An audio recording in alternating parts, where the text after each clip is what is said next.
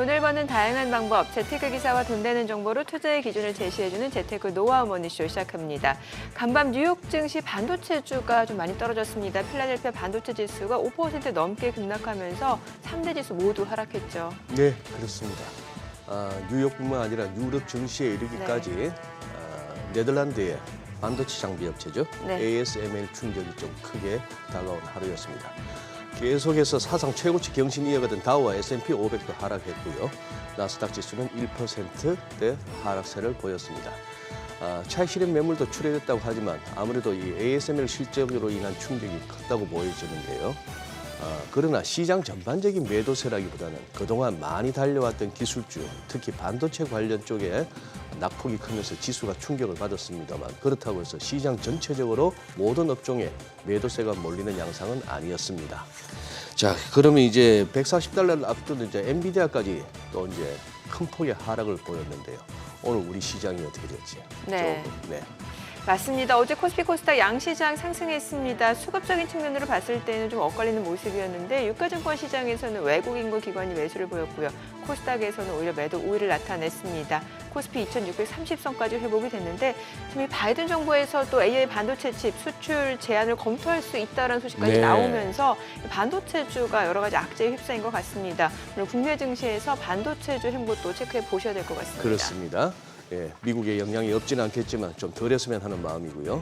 자, 이렇게 시장 변동성이 조금씩 커지고 있는 상황 하에서 피난처로 채권이 주목받고 있습니다. 간밤에 미국채 수익률 만기별로 혼조세를 보였습니다만 그동안의 수익률 급등세가 좀 높다고 봤는지 또 이렇게 매수세가 들어오면서 이렇게 채권 쪽이 다시 각광을 받는 그런 상황인데요. 이런 상황 하에서 채권 투자 어떻게 준비하고 시작해야 할지 하우먼에서 자세히 알아보겠습니다. 네, 지금 보고 계신 머니쇼 유튜브 그리고 SBS 비즈앱에서 실시간으로 시청 가능하니까요. 많은 시청 부탁드립니다. 그럼 먼저 빠르게 돌아가는 글로벌 증시 상황부터 정리해 볼까요? 도지은 아나운서 소식 전해주시죠. 굿모닝 마켓입니다. 반도체 장비 업체 ASML의 실적 충격으로 속수무책 시장은 흔들립니다. 그나마 대형 은행주들의 실적이 좋았고 유가가 급락하면서 완충 역할을 해주긴 했는데요.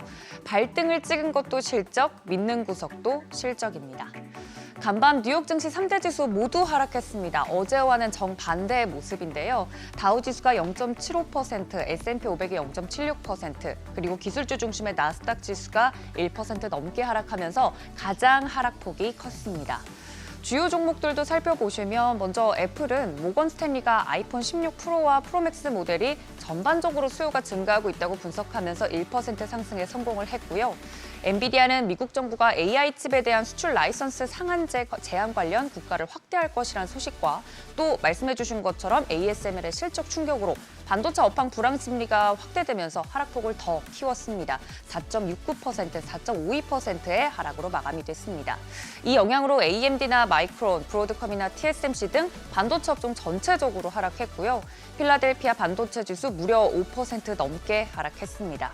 이어서 마이크로소프트도 0.10% 하락했고 알파벳은 AI를 통해 구글 쇼핑을 대대적으로 개편했다는 기대감에 0.33% 상승했습니다. 아마존도 반등에 성공한 모습입니다. 이어서 6위부터 10위도 살펴보시면 메타도 시장 분위기를 타면서 0.70% 하락, 일라이릴리도 1.74% 하락으로 마감됐습니다. 테슬라는 독일 공장 확대 1단계 승인 소식과 또 중국 내 전기차 시장이 9월에는 반등을 했다는 긍정적인 소식에 힘입어서 0.19% 상승으로 성공 마감을 했습니다. 반면 리비안이나 루시드 등 그리고 중국 전기차 업종은 전반적으로 하락한 하루였습니다. 이 밖에 특징적인 종목들 좀 살펴보면 유나이티드 헬스, 이 경우에는 의료비 지출 확대와 또 내년 실적 하향 조정 여파로 보시는 것처럼 8% 넘게 하락했고요. 그 옆에 약국 체인점이죠. 월그린 푸츠는 강한 실적과 구조 개혁을 발표하면서 반대로 15% 넘게 상승했습니다.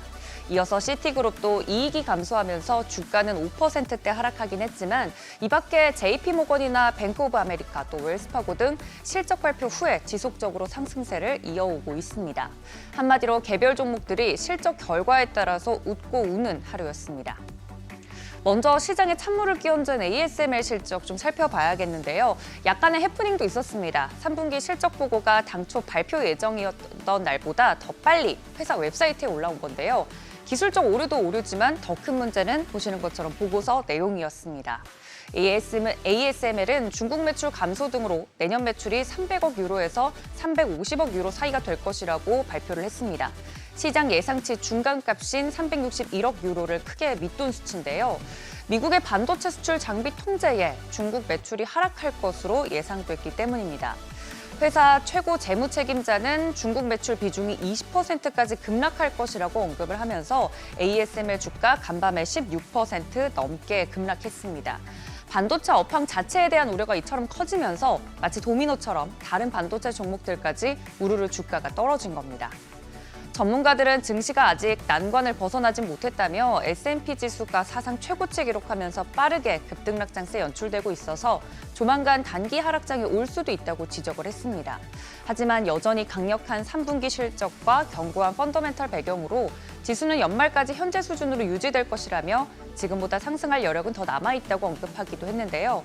간밤 반도체 종목들 변동성이 컸음에도 불구하고 S&P 500 기준으로 상승과 하락 종목의 수가 비슷할 정도로 투자 심리가 아직까지는 양호한 편입니다. 한편 이스라엘 네타냐후가 이란에 대한 공격을 석유나 핵시설이 아닌 군사적 목표물로 제한할 것이란 의지 드러내면서 국제유가는 급락했습니다.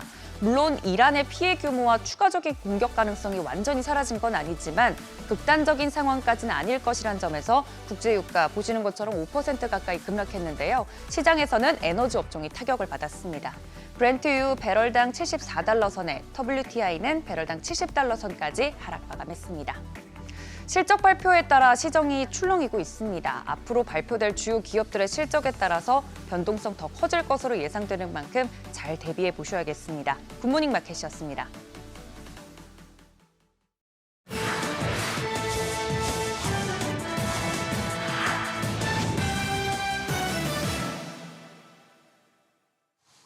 밤사이 이른바 반도체 업계 슈퍼을로 불리는 노광장비 업체 ASML의 실적이 발표 예정일보다 하루 빠르게 유출되는 사고가 벌어졌습니다.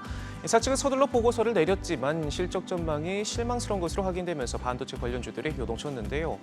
전거래일 신고가를 달성했던 엔비디아는 화요일장 4% 넘게 미끄러졌고 AMD와 브로드컴 역시 각각 5%, 3% 넘게 빠졌습니다. 필라델피아 반도체 지수도 전장보다 5% 넘게 급락했고 이날 반도체 업계를 뒤흔든 ASML의 주가는 무려 16% 넘게 폭락했습니다. ASML은 3분기 자사 반도체 생산 장비 주문이 시장 전망의 절반에 그친 데 이어서 내년 전망 역시 어둡다는 평가를 내렸는데요. 엎친 데 덮친 격으로 미국이 엔비디아를 비롯한 AI 칩 수출을 중국 외에도 국가별로 상한선을 두는 방안을 검토 중이라는 소식까지 더해져 시장에 냉기를 더했습니다. 월가 대표은행들이 3분기 깜짝 실적을 연이어내고 있습니다. 공통적으로 금리 인하 기조와 뉴욕 증시 강세 속 주식 거래와 투자은행 부문 수익이 크게 늘어난 점이 호실적을 이끌고 있는데요. 먼저 골드만삭스의 3분기 순이익은 1년 전보다 45% 늘어난 29억 9천만 달러를 기록했고요. 주당 순이익도 시장 기대치를 훌쩍 웃돌았습니다. 특히 기업 인수, 합병, 회사 채발은 기업 공개 등이 활발하게 이뤄지면서 투자은행 부문 수수료가 20%나 늘었고요. 뱅크 오브 아메리카와 시티도 마찬가지로 트레이딩과 투자은행 부문 수익 증대에 힘입어 시장 예상보다 나쁘지 않은 실적을 냈고 앞서 지난 11일 실적을 발표한 JP모건과 웰스파고 역시 투자은행 부문 호조에 힘입어 3분기 깜짝 실적을 낸 바 있습니다. 연이은 기체 결함과 노조 파업으로 창사일의 최대 위기를 맞은 보잉이 신규 자본 조달을 추진합니다. 최대 250억 달러의 신규 자본 조달과 100억 달러 규모의 신용 한도 마련 계획을 발표했는데요. 신용평가사 피치는 사측의 대응이 재무 유연성을 키우고 단기 유동성 우려도 완화하게 될 것이라며 당장은 숨통을 틔워줄 수 있을 것으로 평가했고요. 줄곧 내리막길을 걷던 보잉의 주가도 오랜만에 소폭 올라줬습니다. 하지만 갈 길은 여전히 멀어 보입니다. 한 달째 이어진 노조 파업에 대규모 정리해고 계획을 발표하고 자금도 끌어모아보고 있지만 본사 재무 상태는 한계에 몰리고 있는데요. 올 상반기에만 70억 달러에 달하는 현금 흐름 손실을 기록하면서 기업 채권 신용 등급은 정크본드로 강등될 위기에 놓였고 속절없이 길어진 파업에 총 손실만 50억 달러, 우리 돈 7조 원에 달하는 것으로 추산됐습니다. 행동주의 투자자인 헤지펀드 펠리서가 SK하이닉스 최대 주주인 SK스퀘어 지분을 1% 넘게 확보하면서 10대 주주 가운데 하나로 부상했습니다. SK하이닉스가 인공지능 반도체 반드시 필요한 HBM 시장에서 두각을 드러내면서 최대 주주인 SK스퀘어 역시 주가가 올해 들어 60% 넘게 폭등했는데요. 월스트리트저널은 이 같은 주가 폭등세에도 불구하고 SK스퀘어 주가는 보유 지분에 비해 여전히 저평가된 상태라고 봤습니다. 특히 SK스퀘어 주가가 저평가된 이유 가운데 하나로 복잡하게 얽힌 대기업 지배구조에 따른 이른바 다각적 복합기업 디스카운트를 꼽았는데요. 그러면서 펠리서가 그동안 SK스퀘어와 이 같은 이슈에 대해 논의해왔다면서 자사주 매입 속도를 높이는 것을 비롯해 투자와 지출을 확대, 디스카운트를 좁혀야 한다는 주장을 펼치고 있다고 설명했습니다. 실제로 이런 주장이 어느 정도 먹힌 것으로 볼 수 있는 결정이 나오기도 했죠. SK스퀘어는 지난 3월 자사주 1,000억 원어치를 4월 1일부터 9월 30일까지 매입해 소각하기로 했다 발표하기도 했습니다. 지금까지 글로벌비즈였습니다. 어제장 이슈가 있었던 업종 살펴보는 기업 이슈 시간입니다.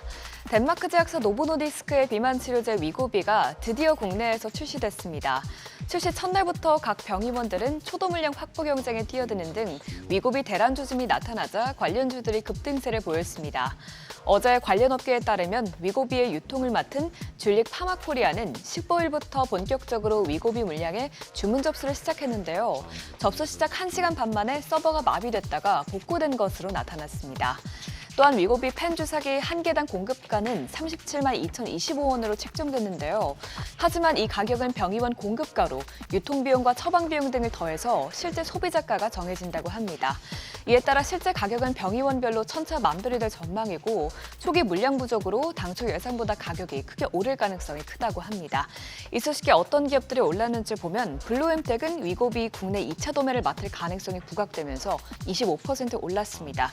이어서 애니젠이 14.88%, 샤페론이 11.47% 올랐고요. D&D 파마텍과 올릭스가 8%대 상승세에 나타냈습니다. 러시아군이 우크라이나에서 생산된 곡물을 흑해로 내보내는 수출길인 오데사 항구에 대한 공습을 재개하자 사료주가 강세를 보였습니다. 이에 대해서 오데사 주지사는 항구 인프라가 다시 한번 표적이 됐다면서 러시아 미사일이 오데사를 공격해 민간 선박 2척과 곡물 저장소가 손상됐으며 1명이 사망하고 최소 8명이 부상했다고 전했습니다. 우크라이나는 전쟁 전 세계 보리 3위, 옥수수 4위, 밀 5위 수출국이었는데요. 이 같은 러시아의 흑해곡물 항로 공격으로 곡물 가격이 올라가면서 관련 업체들의 실적이 개선될 것이라는 전망에 매수세가 유입된 것으로 풀이됩니다. 또 아울러 일각에서는 전쟁이 처음 발발한 3년 전처럼 세계 식량 가격이 다시 가파르게 오를 수 있다는 분석도 나오고 있습니다. 어제장 마감 상황 보면 한탑과 고려산업이 상한가에 거래됐고요. 미래생명자원이 20.65%, 한일사료와 대주산업이 각각 11.4%와 9.01%로 급등했습니다. SK텔레콤이 양자암호 분야의 양대 기술인 PQC와 QKD를 결합한 하이브리드형 양자암호 제품을 세계 최초로 출시했다고 밝혔습니다. 이번에 출시된 양자암호 제품은 SK텔레콤이 자체 개발한 PQC 소프트웨어를 글로벌 양자암호 기업 ID 퀀티크의 QKD 시스템에 탑재한 방식으로 구현되는데요. 이 제품의 가장 큰 특징은 하나의 장비에서 두 가지 암호화 방식을 동시에 사용해 정보를 이중으로 보호한다는 점입니다. 이에 따라서 이번 제품은 현존하는 가장 강력한 양자 보안을 제공하는 제품으로 평가받고 있는데요. SK텔레콤은 이를 통해서 중요 기관의 데이터 보안 수준이 크게 향상될 것이라고 기대했습니다. 또한 회사 측은 현재 공공기관 및 지방자치단체와 이 제품의 적용을 논의 중이라고 전했습니다. 이 같은 소식에 관련주들이 큰 폭으로 뛰었는데요. KCS가 상한가에 거래됐고요. 엑스게이트가 21.6%, ICTK가 14.47% 뛰었습니다. 이어서 한국첨단소재가 4.73%, 우리넷이 4.6%로 상승 마감했습니다. 8월 고점 이후 하락세를 보이던 조선주가 강세를 보였습니다. 낙폭 과대라는 인식 속에 선박 수주 소식까지 더해지면서 주가가 일제히 오름세를 보였는데요. HD 현대 조선 중간 지수사인 HD 한국조선해양은 오세아니아 소재 선사로부터 3,396억 원 규모의 초대형 암모니아 운반선 2척을 수주했다고 공시했습니다. 이는 HD 현대중공업의 지난해 매출액의 2.84% 규모로 이로써 HD 한국조선해양은 연간 수주 목표의 139.5%를 잠정 달성했습니다. 또한 증권가에서는 조선주는 펀더멘털이 탄탄해 언제든지 호재가 나오면 상승할 수 있다고 보고 있는데요. SK증권은 장기 이익 추정치에는 큰 영향이 없으며 향후 슈퍼사이클이 보다 길고 완만하게 나타나 지속 가능한 수익을 안정적으로 낼 수 있을 것이라고 평가했습니다. 이 같은 기대감에 관련주들이 뛰어올랐는데요. 마감 상황 보면 HD 한국조선해양과 HD 현대중공업이 모두 3% 넘게 뛰어올랐고요. 삼성중공업이 3.54%, 또 HD 현대미포와 하나오션이 각각 2.29%, 1.47% 오름세 나타냈습니다. 지금까지 어제장 이슈 살펴봤습니다.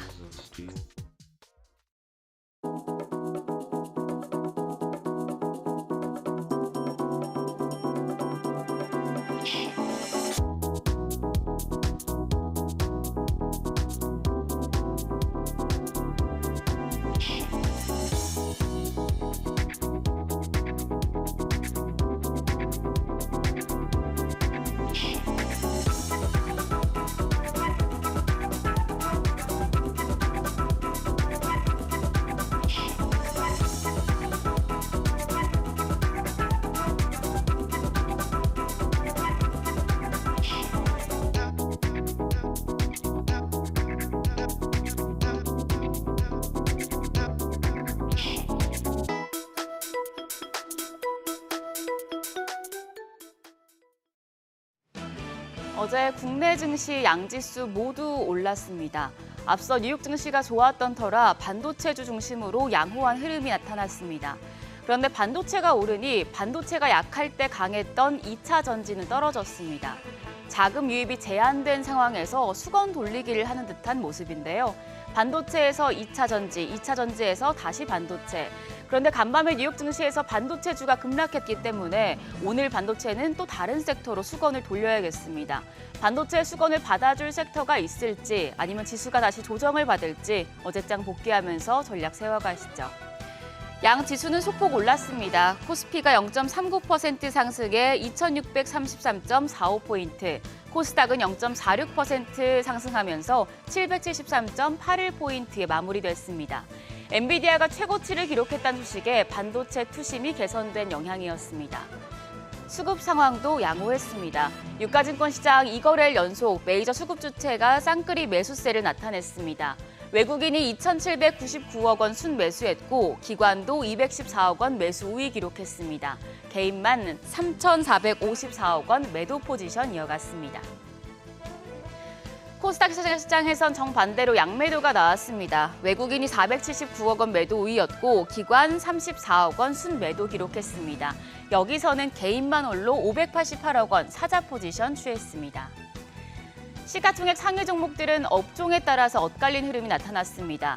반도체와 바이오는 강했고 2차 전지는 약했습니다. 반도체 투톱 모두 상승했는데요. 삼성전자가 0.33% 올라 6만 1,000원이었고 SK하이닉스는 2.88% 뛰어서 19만 닉스 회복했습니다. 19만 2,900원. 엔비디아가 AI칩 블랙웰의 강한 수요에 사상 최고치를 기록한 영향이었습니다. 그런데 간밤 뉴욕 증시에서 반도체주가 ASML 실적 쇼크에 와르르 무너졌기 때문에 오늘 반도체 투톱 충격은 불가피해 보입니다. 바이오 쪽이 좋았습니다. 삼성 바이오로직스 4.44% 상승해서 108만 2천 원, 셀트리온도 2.4% 상승하면서 20만 원 선을 넘겼습니다. 반면에 LG 에너지솔루션이 0.62% 추가 하락했고 포스코홀딩스가 3% 넘게 떨어지면서 아예 10위권 밖으로 밀려났는데요. 다만 LG 에너지솔루션 장 마감 후에 포드의 전기 상용차용 배터리를 공급한다는 소식이 전해졌기 때문에 오늘 2차 전지 섹터 반등 가능성은 높겠습니다. 코스닥 시총 상위 종목에서도 헬스케어 업종은 강했고 2차 전지만 부진한 흐름을 보였습니다. 알테오젠이 2%대, HLB가 5.7%대 반등에 성공했고요. 리가캠바이오가 3.88% 올랐습니다. 장중에 신고가 경신했는데 종가는 12만 5,900원. 클래시스가 2% 오른 가운데 휴재에도 4.76% 상승세 이어가면서 신고가 기록했습니다. 그밖에 삼천당 제약도 1.69% 상승했습니다. 반면 에코프로비엠과 에코프로, 엔캠까지 모두 2%대 추가적인 조정을 받았는데요. 앞서 말씀드린 LG 에너지솔루션 수주 소식에 오늘은 상승할 수 있을지 주목되고 있습니다. 환율은 올랐습니다. 정기장 마감 시간 달러 기준 5원 40전 오른 1,361원 30전에 거래를 마쳤습니다. 2달여 만에 최고치입니다. 달러화가 힘을 받는 가운데 북한 리스크로 원화가 약세를 보인 영향으로 보입니다. 이후에 환율은 상방을 조금 더 높이더니 역외환율 같은 경우에는 1,364원 80전 수준까지 올랐습니다. 유로존의 경기 지표가 시장 예상을 웃돌면서 추가 상승세가 다소 진정됐지만 그래도 오늘 외환시장 소폭 강세로 출발할 가능성은 높겠습니다. 최근에 계속해서 잘 가는 업종 찾기가 어려운 환경입니다. 반도체주 경우에도 어제는 좋았지만 또 오늘 같은 경우에는 충격을 받을 게 확실시 되고 있죠. 시장의 수건 돌리기가 계속되고 있기 때문에 연말까지 좀 길게 보고 연말에 강한 주력 업종을 미리 찾아두시는 건 어떨까요? 하나증권은 연말에는 올해 부진했지만 내년 턴어라운드에 집중한 종목을 피킹할 필요가 있다고 조언했습니다. 연말에는 기관이 많이 팔았던 종목, 다시 말해서 올해 실적 등이 좋지 않았던 종목이 오히려 유리하다는 겁니다. 연말에는 사람들의 관심 정도인 시가총액 대비 거래 대금 비중이 높은 종목에서 성과 개선이 나타난 것으로 확인을 할 수 있었는데요. 연말 북클로징 수요로 기존 수익을 실현하는 동시에 내년 턴어라운드 종목에 베팅하는 연말 계절성 때문이라고 분석했습니다. 그러면서 거래 대금이 상위에 위치해 있고 기관이 많이 판 업종으로 방산과 항공, 전기 장비, 화장품 업종을 주목하라고 강조를 했습니다. 구체적인 종목으로는 APR과 한온시스템, HPSP, 삼성 SDI, 삼양식품 등을 제시했는데요. 연말 계절성에 기인한 업종 전략도 참고해 보시면 좋겠습니다. 그럼 오늘장에 영향을 줄 이슈들 확인하겠습니다. 앞서서 골드만삭스와 시티그룹, 뱅크 오브 아메리카 등 미국 은행주들 실적이 발표됐는데 성적은 대체로 양호했지만 주가가 혼조였고요. ASML 실적 쇼크에 주가가 빠졌기 때문에 오늘 우리 시장에서 은행주와 반도체주에는 좋은 영향을 주진 못하겠습니다. 오늘은 하반기 재보궐선거가 이뤄지는데요. 선거 이후에 금투세에 대한 결론이 날 가능성이 높아서 주목되고 있습니다. 한편 방사성 의약품 신약 개발 전문 기업인 셀비온이 오늘 코스닥 시장에 상장합니다. 어제 시간의 거래에서는 2차 전지 관련주가 강했습니다. LG에너지솔루션의 미국 자동차 업체 포드와 총 109기가와트시 규모의 전기 상용차 배터리셀 모듈 장기 공급 계약을 체결했다는 소식 덕분이었는데요. 관련주들 오늘장에서도 강한 흐름 이어갈지 지켜보시죠.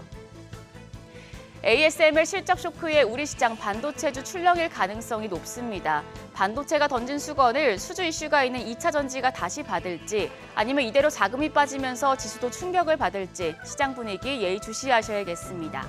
지금까지 어제장 오늘장이었습니다.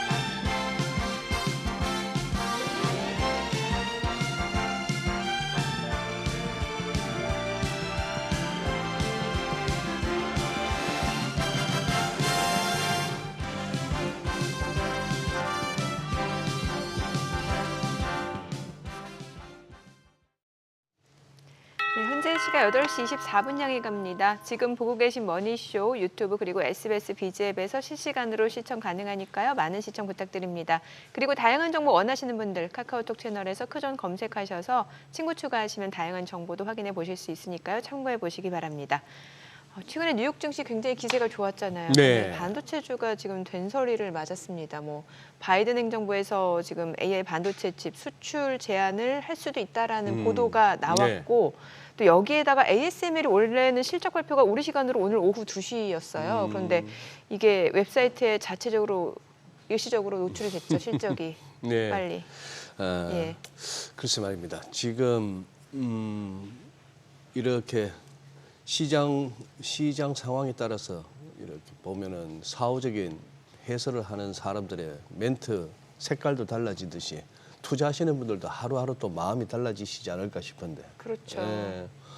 좀 오르는 날은 그래 가는 거야. 노랜딩 맞아. 뭐 이렇게 되다가 좀 이렇게 어제 같은 그런 지수 낙폭이 보이면은 이거 진짜 그동안 마음 한구석에 있었던 이거 언제 조정이 올지 몰라 했던 그 두려움이 또 커지기도 하는데 네.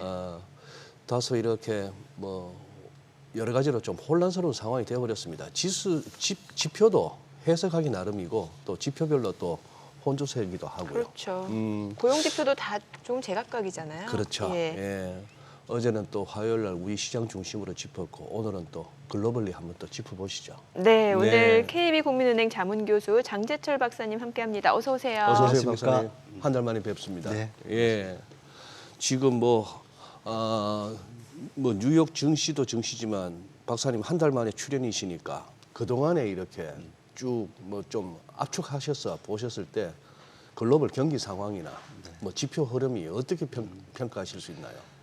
우리가 제일 관심 있는 미국 경제를 보면 네. 지난 8월이나 9월 달에 봤던 그런 상황이랑 약간 달라졌죠. 8, 9월하고는 좀 달라졌다. 그렇죠. 8월 달에는 7월 뭐 고용 쇼크 때문에 예. 경기 침체에 대한 확률이 굉장히 높아지고 그래서 비커까지 나왔고. 그렇죠. 비커까지 네. 나왔었지만 9월 들어서 나타났던 그러니까 10월 달에 발표된 9월 자료들은 또 생각보다 좋게 나왔어요. 예. 고용도 좋고 예. 물가도 생각보다 좀 높게 나왔었고 그러니까 연준의 입장에서 보면 물가는 안정되고 고용이 나빠져서 비컷을 했는데 고용은 좀 더 좋아지고 물가는 또 생각했던 것보다 높은 상황이 되니까 이거 그 뭐라 그럴까 금리나 행보가 금리나 조금 행보가 잘못된 거 아니냐. 좀 스텝이 꼬이는. 그렇죠. 그러니까 굉장히 이제 혼란스러운 예. 부분이 있을 수가 있었던 것 같습니다. 그렇지만은 미국 경제 전반에 대한 어떤 우리가 뭐라 그럴까요? 그 평가 이거 자체는 크게 변하지 않은. 그러니까 뭐 물가는 앞으로도 계속 안정될 가능성이 크고 예. 고용은 급격히 악화되지 않는 상황이 되지 않겠느냐. 그래서 경제 펀더멘탈 자체에 대한 평가는 크게 변하지 않은 것으로 볼 수가 있습니다. 그렇지만 그 사이에 있었던 이런 약간의 변화가 미국 국채 금리를 좀 더 높였고 10년물 금리 14%대 이상으로 올렸던 네. 부분도 있고요. 네. 또 국제 유가를 또 올렸던 부분도 있죠. 여기에는 다분히 지정학적 리스크 때문에 그런 네. 이슈도 있었고 그래서 미국 경제 펀더멘탈과 뭐라 그럴까요? 지정학적 리스크들이 복합적으로 작용하면서 시장의 변동성은 좀 커졌던 그렇게 우리가 평가해 볼 수 있을 것 같습니다. 유가 좀 전에 말씀 주셨는데 유가 이제 지정학적 리스크하고 또 중국 수요 이 같이 맞물려서 생각을 해봐야 되는 거잖아요. 맞습니다. 그런데 네. 이제 어느 정도 지금 뭐 이스라엘에서 이란의 원유 시설은 타격하지 않겠다라고 했으니까 어느 정도 공급적인 측면에서 보면 이제 유가는 좀 안정되는 분위기라고 볼 수 있는 건가요? 그거 이제 그러한 요인들이 지난 간밤에 이제 WTI가 4% 가까이 예. 내려오게 된 그런 요인이 있고 그리고 지금 말씀 주셨던 그 중국발 원유 수요, 예. 원자재 수요는 우리가 좀 봐야 될 것 같아요. 우리가 이제 나중에 얘기할 수도 있겠지만은 중국 정부가 9월 중순부터 계속 경기 부양과 그렇죠. 시장 예. 안정화 정책을 지금 제시하고 있잖아요. 네. 이러한 부분들이 중국 경제의 성장을 좀 높여준다고 하면 물론 이제 우리가 더 평가를 해봐야 되겠지만 이런 원유 수요에 대한 어떤 위축이나 감소 정도를 우리가 좀 더 높게 봐야 되지 않을까 이렇게 생각해 볼 수도 있습니다. 예. 사실 뭐 말씀하신 대로 저 지표의 흐름이나 뭐 이런 걸 봐서 그 동안에 골디락스 하던 미국 경제를 가지고 심지어 이제 경기 연착륙은 당근이고 아예 노랜딩 경기 하강도 없을 거야. 그냥 쭉 좋게 갈 거야라는 시나리오까지 강했습니다만 이제 한 번씩 어제 같은 장이 가끔씩 나올 것 같거든요. 네.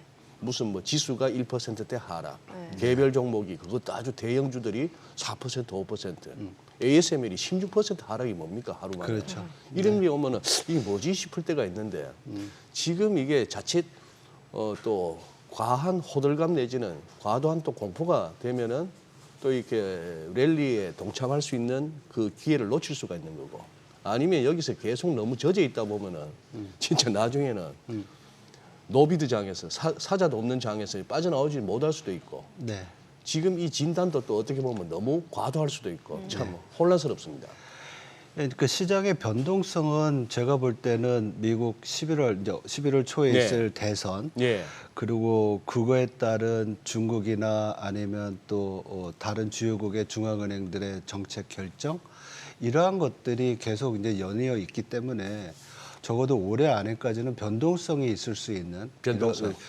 정책이라든지 아니면 정치 이벤트에 따른 그 변동성을 우리가 감안해야 될 것 같습니다. 그렇지만 우리가 시계를 중장기적으로 좀 본다고 하면 앞에서 얘기 나왔지만 미국의 경제 펀더멘탈 자체가, 기초 체력 자체가 그렇게 나쁘지 않다고 하면 시장에는 좀 우호적일 수 있지 않을까 이렇게 생각을 해봅니다. 왜냐하면 경기가 급속히 나빠지지 않는 가운데서 연준 같은 경우에는 추가적으로 금리 인하를 할 수 있는 그런 상황을 우리가 지금 예상하고 있지 않습니까? 예. 그러한 부분들이 위험 자산에 대한 어떤 선호를 계속 유지시켜 줄 수 있는 그런 부분이 있을 거로 보이고요. 그리고 반도체 부분에 대해서는 국가별로, 산업별로 또 아니면 또 종목별로 좀 온도 차이가 많은 것 같아요. 그러니까 우리가 보통 얘기하는 레가시 반도체 아니면 메모리 반도체 부분과 HBM이 있는, 이렇게 이제 나눠지는데, 지금 문제가 되고 있는 것은 소위 말해서 이 옛날에 그 DDR4, 5에 있어서의 가격 하락, 그리고 가격 경쟁, 이런 부분들이 많은 것 같고요.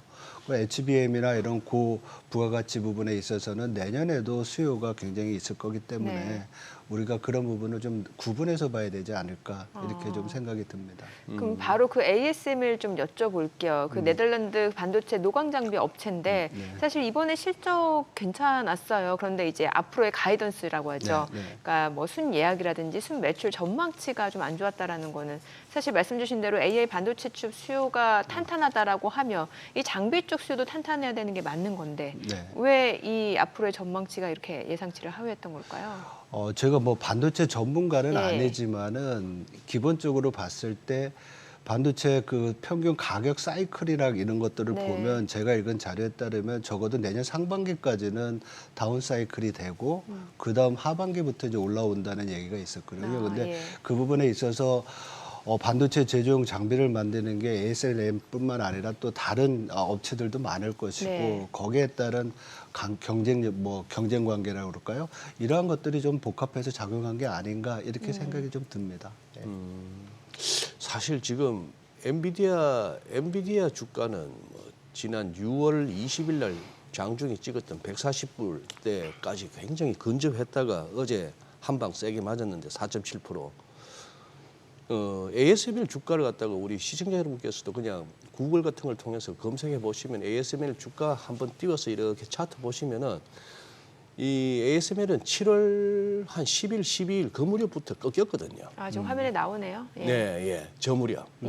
저게 이제 종가 기준으로 저렇게 730으로 나옵니다만 장중에 1000을 찍었습니다. 1000유로를 찍었는데 거의 한 200 근방에서부터 1000까지 갔으니까 소위 말하는 뭐 10백은 아니더라도 500억, 5배 오르는 그런 정도까지 급등을 했던 게 1000까지 찍었던 게 지금 660대로 내려왔으니 많이 밀렸는데 저기는 저렇게 이미 7월 10일 저 무렵부터 꺾이기 시작했던 걸 나머지 이제 또 반도체 저쪽은 이제 장비 쪽은 저렇게 꺾였는데 엔비디아는 전고점 한번 트라이 해보다가 이제 밀리고 해서 사실 반도체 부분은 조금 이렇게 헷갈리는 상황이 되었습니다.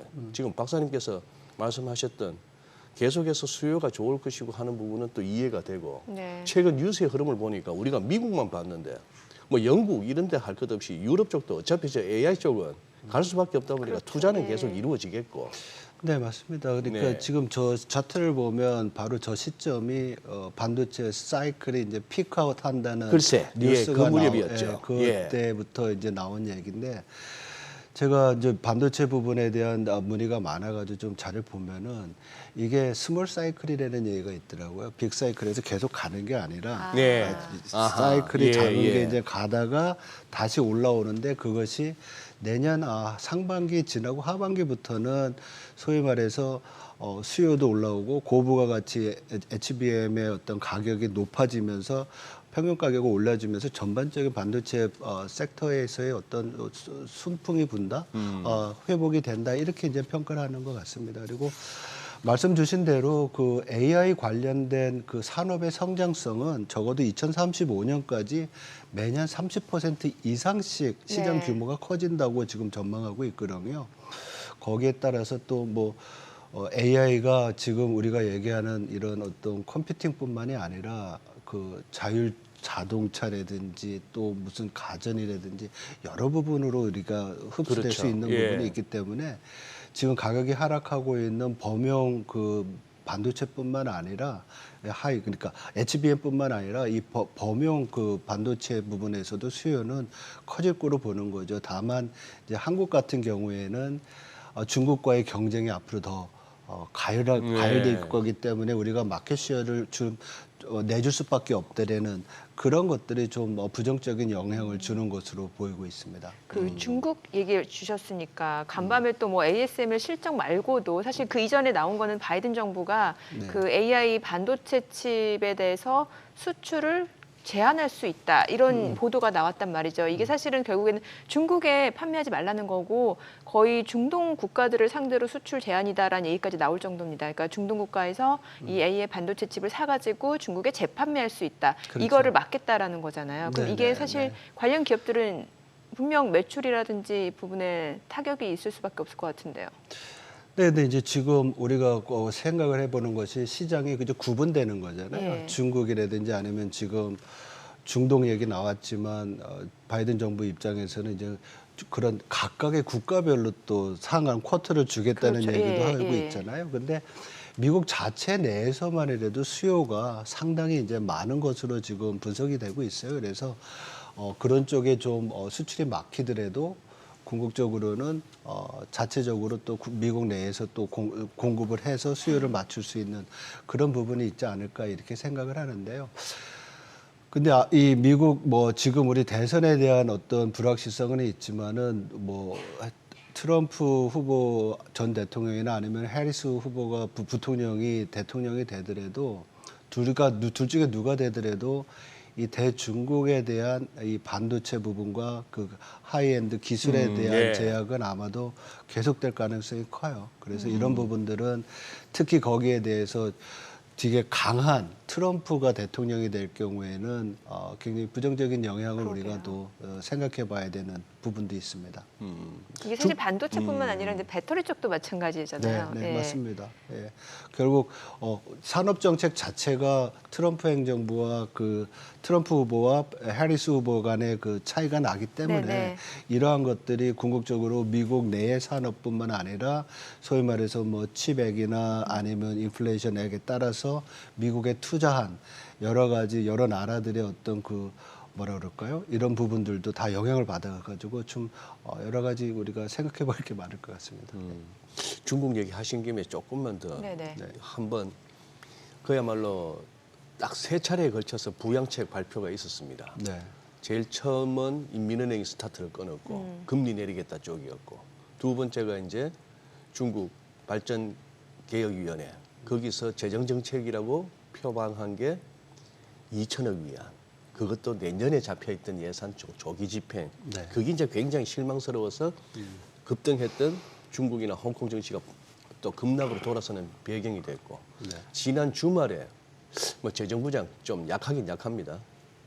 우리나라의 재무부 장관보다도 오히려 중국의 재정부장은 좀 위상이 좀 약하지 않을까 싶기도 하고 더구나 중국은 네. 황제께서 뭐 모든 걸 다 해야 하는 나라에서 네. 그것도 디테일이 없고 계속해서 하락세가 이어지거든요. 그러면 이거 중국 경기 부양책 발 뭐 조금 어떤 유동성의 향기 뭐 이런 거 기대했던 시장으로서는 힘들어지나요? 그러니까 9월 달에 두 차례 이제 네. 9월 중순과 말에 여러 가지 정책들이 나왔습니다. 그리고 이제 지난주 토요일인가요? 예. 지금 말씀 주셨던 그 내년도 예산 끌어다 쓰는 예. 거 그리고 또 하나 나온 게 뭐였냐면 지방 정부의 그 특별 국채 예, 그게 예. 약 2조 3천억 원 정도 됩니다. 아, 그게 이제 세 번째 나왔고. 예, 그래서 예. 요게 이제 첫 번째로 사람들이 봤을 때 좀 양에 차지는 않지만은 4분기 경제 성장률을 좀 올려줄 수 있는 거로 생각을 하고 있습니다. 그리고 골드만삭스 같은 경우에는 4분기 성장률을 4.6% 정도 봤었는데 이거를 5.1%까지 올렸습니다. 그래서 그런 4분기에 내년도 예산 땡긴 거 그리고 지방정부의 특별채권 2조 3천억 달러를 통해서 여러 가지 정책을 쓸 수 있는 걸 합해서 성장률이 올라갈 거로 보고 있습니다. 그리고 9월 달에 나왔던 정책들이랑 그 지난 토요일 날 나왔던 정책을 종합해 보면 말씀하신 대로 경기 부양을 위한 소위 말해서 중국의 부진한 소비와 투자를 위한 지출보다는 지금 중국에 있는 여러 가지 리스크 요인들 있지 않습니까? 그러니까 예를 예. 들면 부동산 예. 그리고 지방 정부 문제 그리고 결국 경기 부양을 위해서는 중국의 은행들이 좀 중국 국채를 사줘야 되는데 지금 은행들이 금리도 내리고 이러면서 상당히 좀 부실해지는 경향이 있습니다. 그래서 자본 확충을 좀 하는 거. 그래서 중국의 리스크를 없애는 정책을 먼저 쓴 거로 지금 보이고 있어요. 그래도 여태까지 나온 정책들만 다 하더라도 중국 경제 성장 이러한 정책들이 시간을 두고 중국 경제 성장률을 약 한 0.4% 정도 올릴 거로 봅니다. 그래서 골드만삭스 같은 경우에는 올해 경제 성장률을 4.7에서 4.9%로 올렸고요.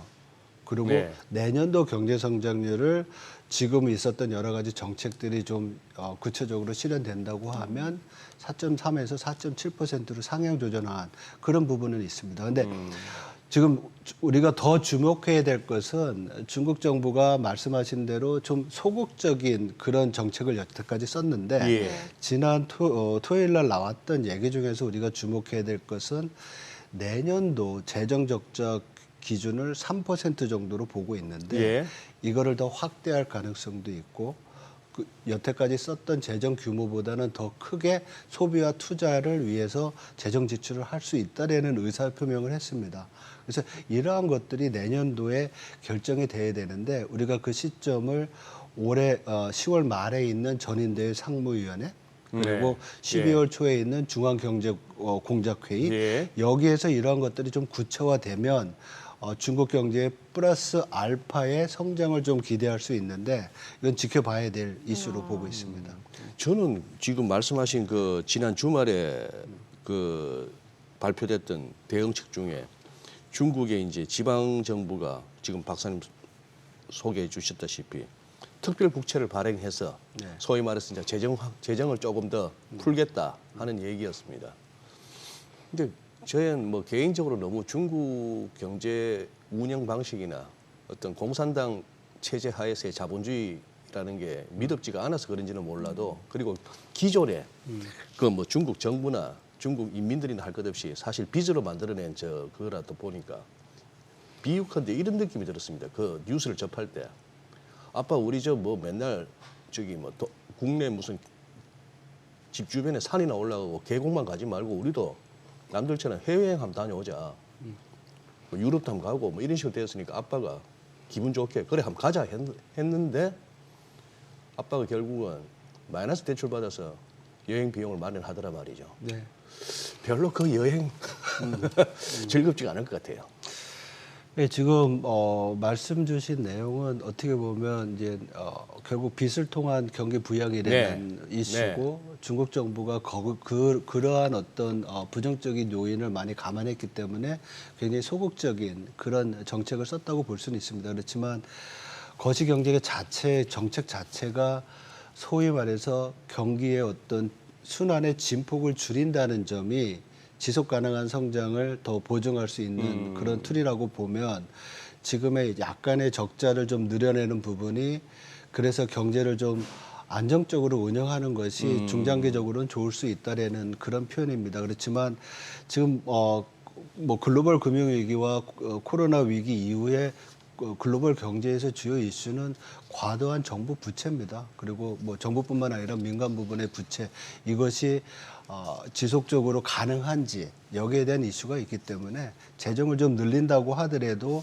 늘리는 폭에 대해서는 다 주저하고 있는 거죠. 그래서 이번에도 속 시원하게 얘기하지 못한 이유가 더 논의를 하고 그런 부분을 좀 더 생각한 다음에 그 구체적인 규모와 세부 사항을 결정하자 이렇게 생각을 한 것 같습니다.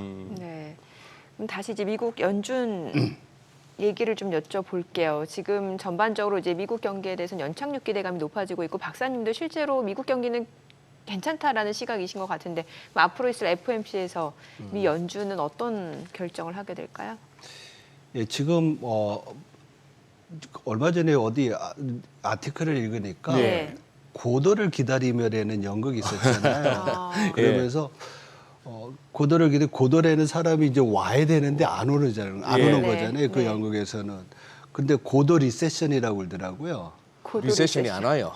그러니까 리세션 온다 왜냐면 하면 3년 전부터 미국 경제 리세션 온다고 고도 했는데 리세션. 안 오는 네, 거죠. 그러니까 네. 고도 리세션 하니까 리세션이 온다고 했는데 자꾸 안 오니까 그런 용어가 생겼던 것 같은데 어떻게 보면 지금 연준의 빅컷 이후에 추가적인 인하는 필요할 것 같습니다. 왜냐하면 지금 정책금리 수준이 상당히 제약적이다, 네. 긴축적이다는 거에서도 이견이 없잖아요. 네. 왜냐하면 중립금리 수준을 우리가 뭐 2%대 후반 3%다고 보면 지금 5%는 여유가 많잖아요. 네. 그리고 우리가 고용에서 그 포지티브한 긍정적인 서프라이즈가 9월 달에는 있었지만은 기본적으로 추세는 이제 고용이 좀 둔화되고 있습니다. 그래서 이러한 부분들을 좀 보충하면서 경기를 좀 경착륙하지 않게 유지시켜주는 방법은 금리의 추가 인하가 필요하다고 생각해서 저는 11월 달에 금리의 25bp 인하가 있지 않을까 이렇게 예상을 하고 있습니다. 그래서 점도표에서는 지난번 점도표에서는 추가적으로 2번 내린다고 얘기를 했잖아요. 네네. 근데 요즘 연준 그 인사들의 얘기로는 뭐 1번에서 2번 정도 한다고 얘기를 하는데 제가 볼 때 연준의 그 금리 인상이나 인하 사이클의 보편적인 특성이 일단 시작을 하면 계속합니다. 그래서 그런 특성을 살린다고 보면 고용 지표가 아주 더 좋아지거나 인플레이션이 더 위로 올라가지 않는다고 하면 추가적인 금리 인하는 앞으로 계속 있지 않을까 이렇게 보고 있습니다. 지금 뭐 우리나라 서학개미라고 칭해지는 미국 주식 투자하시는 분들 입장에서는 기술주 많이 갖고 계시고 네. 뭐 반도체 관련한 주식 많고 뭐 테슬라 이런 식인데 그러다 보니까 오늘 이제 시장 열리기 전에 좀 두려움은 크실 텐데 근데 이 와중에 미국은 최근에 뭐 JP 모건을 비롯해서 이제 실적이 좋아서 그런지 금융주들이 또 잘 또 가고 있습니다. 그래서 우리도 마찬가지고요. 박사님, 저 KB국민이 계십니다만 KB금융이 왜 밸류업 지수에서 왜 탈락했다고 보십니까? 혹시 뭐 그런 얘기 나누신 적 있으세요? 또 이렇게 가네요. 다음 배 조정할 때는 들어갈 것으로 저는 생각을 하고 있습니다. 예, 그리고 뭐 최근 들어서 뭐 우리가 2,600 지수가 2,600을 갖다가 안착을 하나마나 오늘도 지금 잘못하면 2,600 밑으로까지도 갈 수도 있는 날인데 그 와중에 우리는 밸류업 지수 탈락하고 상관없거든 하면서 또 KB금융 탁 튀어 올랐고 주가가 또 요즘 보니까 하나는 금리 내리는데 대출 금리 오히려 더 높아졌다거든요. 이래 되면 은행 입장에서는 좋은 거 아닙니까? 그렇죠. 아니 장사장. 예대 마진율이 높아지는 거잖아요. 리밋 올라가니까 좋죠. 네. 그런데 이거는 뭐 이창용 총재도 기자회견에서 말씀하신 것 같아요. 기준금리는 낮추더라도 네. 은행들이 자기들의 그 적정금리를 결정할 때는 그 상황에 맞는 리스크 프리미엄을 붙일 수 있는 그런 그 여유가 있기 때문에 올라갈 수 있다 이렇게 말씀하셨거든요. 예. 그래서 우리가 그렇게 해석을 좀 해볼 필요 있지 않을까 생각합니다. 무조건 은행은 좋은 거네요 현재. 아니, 수익성 리스크 측면에서는. 프리미엄을 붙일 수 있다. 명분이 좋네요. 네. 근데 뭐 금융 부분에 있어서는 사실 미국 같은 경우에는 우리가 금리가 되게 빨리 내려올 거로 생각했었잖아요. 네. 50bp 내리면서 네. 추가적인 50bp 내려올 거다라고 얘기를 했었고, 그런데 그런 것들이 이제 고용 쇼크, 고용이랑 물가가 조금 위로 튀면서 그런 빅컷에 대한 기대가 약화되고 스몰컷으로 가고 인플레이션 기대가 좀 높아지니까 또 장기금리 올라가고, 이러한 부분들이 어떻게 보면 금융지에는 좋은 상황이 될 수도 있습니다. 그런데 궁극적으로는 금리가 또 내려오니까 네. 금융주 말고 시장 전체로 볼 때는 미래 가치를 좀 현재로 디스카운트 할 수 있는 그 금리들이 내려오니까 위험 자산한테는 또 좋은 상황이고요. 그리고 앞에서 말씀드렸듯이 경제 펀더멘탈 자체가 경기 침체로 가지 않고 소프트 랜딩이나 아니면 노 랜딩에 대한 가능성이 좀 있다 보니까 이런 부분들은 위험 자산에는 좀 긍정적인 그런 효과를 주는 거다, 이렇게 볼 수 있을 것 같습니다. 네. 자, 지금 시각 8시 50분 향해 갑니다. 오늘 양시장 예상 체결지수 확인해 보겠습니다. 먼저 코스피 보도록 할게요. 어느 정도 좀 뉴욕 증시 하락 영향을 좀 받을 수밖에 없을 것 같습니다. 코스피가 0.8% 하락 예상되고요. 예상 체결지수 2612포인트입니다. 코스닥도 0.5% 내림세가 예상되고요. 예상 체결지수는 769포인트입니다. 시가총액 상위 종목 예상 체결가 보겠습니다. 삼성전자 참 상승할 때도 상승폭이 좀 다소 제한되는 모습이었던 만큼 하락할 때도 지금 뭐 호가에서 보시다시피 SK 하이닉스 대비로는 낙폭이 다소 좀 제한적일 걸로 보여집니다. 지금 호가에서는 1.8% 약세가 예상되고요. 59,900원으로 집계가 됩니다. 지금 ASML 실적 발표 이후에 일단은 뭐 반도체 관련주들이 많이 떨어졌고 필라델피아 반도체 지수가 5% 넘게 떨어지면서 반도체주들이 좀 직격탄이 예상이 됐었는데 SK 하이닉스가 6% 급락이 예상되고요. 호가는 18만 1,000원입니다. 다만 이제 호가하고 또 이제 개장 이후 시초가라든지 장중 흐름이 달라질 수 있기 때문에 어느 정도 변동성 확대 염두에 두셔야 될 것 같고요. LG 에너지 솔루션은 3% 상승 예상됩니다. 호가는 41만 7,500원. 삼성 바이오로직스가 2% 약세가 예상됩니다. 호가는 106만 원이고요. 현대차가 0.2% 소폭 상승 예상됩니다. 예상 체결가 24만 6,500원. 기아가 0.9% 하락 예상됩니다. 호가는 98,800원이고요. 이 가운데 셀트리온도 1% 하락이 예상됩니다. 예상 체결가 198,300원. 삼성전자, 우선주 1.5% 약세가 예상됩니다. 호가는 49,600원이죠. KB금융 0.9% 하락 예상되고요. 호가 94,700원. 포스코홀딩스는 1% 가까운 상승 출발 예상됩니다. 예상 체결가 35만 6천 원으로 집계가 되고 있습니다. 코스닥 시가총액 상위 종목 예상 체결가도 보도록 하겠습니다. 알테오젠이 보합 예상되고요. 에코프로비엠 0.4% 하락 예상됩니다. 호가는 17만 400원. 에코프로, 리가켄바이오 일단 지금 호가에서는 아직까지 큰 움직임 나타나지 않고 있는 상황이고, HLB가 최근에 주가가 조금 많이 떨어졌었고 오늘 좀 보니까 반등이 예상이 됩니다. 0.4% 상승 예상되고요. 호가 72,200원. 어제도 이미 5% 반등을 보여줬었죠. 추가적으로 반등세가 이어질 걸로 보여지고요. 이 가운데 삼천당제약은 약보합 출발 예상됩니다. 지금 호가는 14만 4천 원. 엔캠 3% 강세가 예상되고요. 지금 호가 19만 7,800원. 클래시스 보합 예상되고요. 휴젤 많이 올랐었죠. 최근에 오늘 좀 일부 차익 실현 물량들이 나올 걸로 보여집니다. 호가에서는 2% 하락 예상되고요. 28만 원으로 집계가 됩니다. 리노공업 3.4% 하락 예상되고요. 예상 체결가 19만 8천 원으로 나타나고 있죠. 이제 개장까지 7분여가량 남았는데요. 오늘 일단은 반도체주들이 아무래도 이제 뉴욕 증시에서 네. ASML, 엔비디아 반도체 관련주들이 많이 떨어졌잖아요. 그 영향이 예상이 되네요. 그러네요. 네. 예. 또 그동안 또 최근에 올라왔던 거야. 그렇지 않아도 뭐 약간의 숨고르기는 있을 수 있는 장이었는데 미국 장이 저렇게 나왔으니까 개장 초 낙폭을 이제 줄이는 흐름으로 가는지 더 키우는지 또 외국인 수급 중요하겠죠. 요거 이제 아마 개장하고 나서 한 10분, 15분 동안에 우리가 열심히 한번 또 관찰해 봐야 되는 팩트 같습니다. 네. 저기 박사님, 그리고 어제 약간 미국의 뉴욕발 시황 가운데 살짝 눈길을 끄는 것 중에 하나가 뉴욕 연방원에서 발표한 자료 같은데 미국 소비자들이 나 이거 조만간에 이거 신용카드 같은 거 좀 연체가 좀 될 것 같아. 이 비율이 높아졌다는 소식. 네. 뭐 그런 부분. 그러니 참 뉴스의 흐름이 묘한 게 장 올라갈 때는 이런 거 잘 안 보이다가 장이 또 이렇게 많이 급락하면은 또 걱정스러운 또 그것들을 또 많이 편집들을 하더라고요. 약간 불안하니까. 예. 또 엠파이어 스테이트 제조업 지수도 너무 또 급격히 하락하고 조금 이렇게 욕심을 줄여야 할까요? 위험 자산에 대한 어떤 뭐 수익률, 기대 수익률을 좀 낮춰야 될까요? 지금 시점이? 그러니까 소위 말해 이제 자산 배분에 대한 이슈가 이제 예. 들어오는 거잖아요. 예. 그러니까 네. 지금 이 상황에서 이제 예. 채권이나 안전자산을 할 건지 아니면 위험자산을 할 건지 예.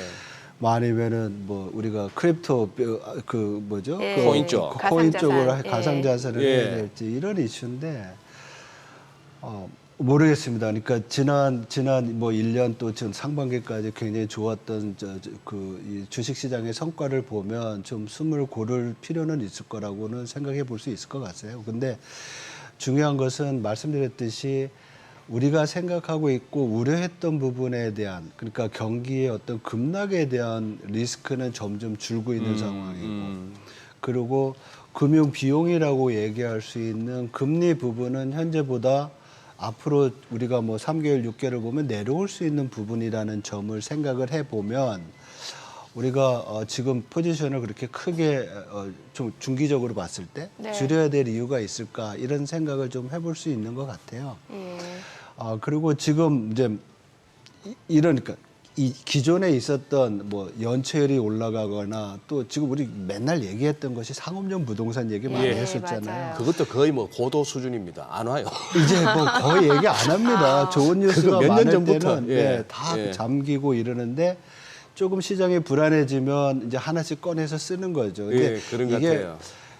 애널리스트나 이코노미스트들이 나쁜 버릇 중에 하나죠. 왜냐하면 보통 아. 보통 이 경제 분석을 하거나 기업 분석을 할 때 굉장히 균형을 잡아가면서 이런 다운사이드 리스크, 업사이드 리스크들을 이제 비교를 해주면서 지금은 이런 것들이 더 강하다 이렇게 해야 되는데 좋을 때는 좋은 걸 좀 더 많이 얘기해주고 싶은 또 그런 욕심들이 생깁니다. 네. 그래서 우리가 이런 걸 계속 어떻게 보면 굉장히 어렵습니다. 그래서 이코노미스트, 애널리스트, 투자자분들이 자기가 중요하게 보는 몇 가지의 중요한 데이터들은 항상 같이 보면서 밸런싱을 맞추는 노력을 해야지만 이게 지금 우리 무시해도 돼, 안 돼도 돼. 예. 이런 뉴스가 나왔을 때 예.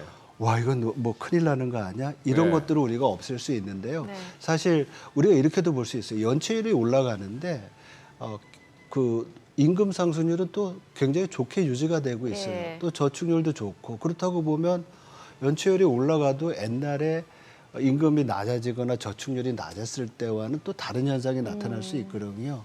그래서 그동안 좋았던 소비에 의한 기저효과 때문에 나중에 앞으로 올 소비가 좀 둔화될 수는 있어요. 그렇지만 저런 좀 부정적인 효과가 말씀드렸듯이 굉장히 크게 이제 부풀려지면서 경기에 대한 우려를 키울 정도는 아직까지는 아니다. 이렇게 볼 수 있을 것 같습니다. 좀 너무 긍정적으로만 말씀드리는 것 같아서 좀 약간 조심스럽긴 한데요. 여태까지 나온 매크로 데이터로 봤을 때 지금 미국의 경제가 리세션에 빠질 확률, 경기 침체에 빠질 확률은 지난 지난 과거의 평균 수준 15%밖에 되지 않아요. 그러니까 앞으로 1년 안에 경기 침체가 올 확률은 그렇게 크지 않다. 그러니까 그런 부분에 대해서는 좀 우리가 위로받을 수 있는 부분 아닌가 이렇게 생각이 듭니다.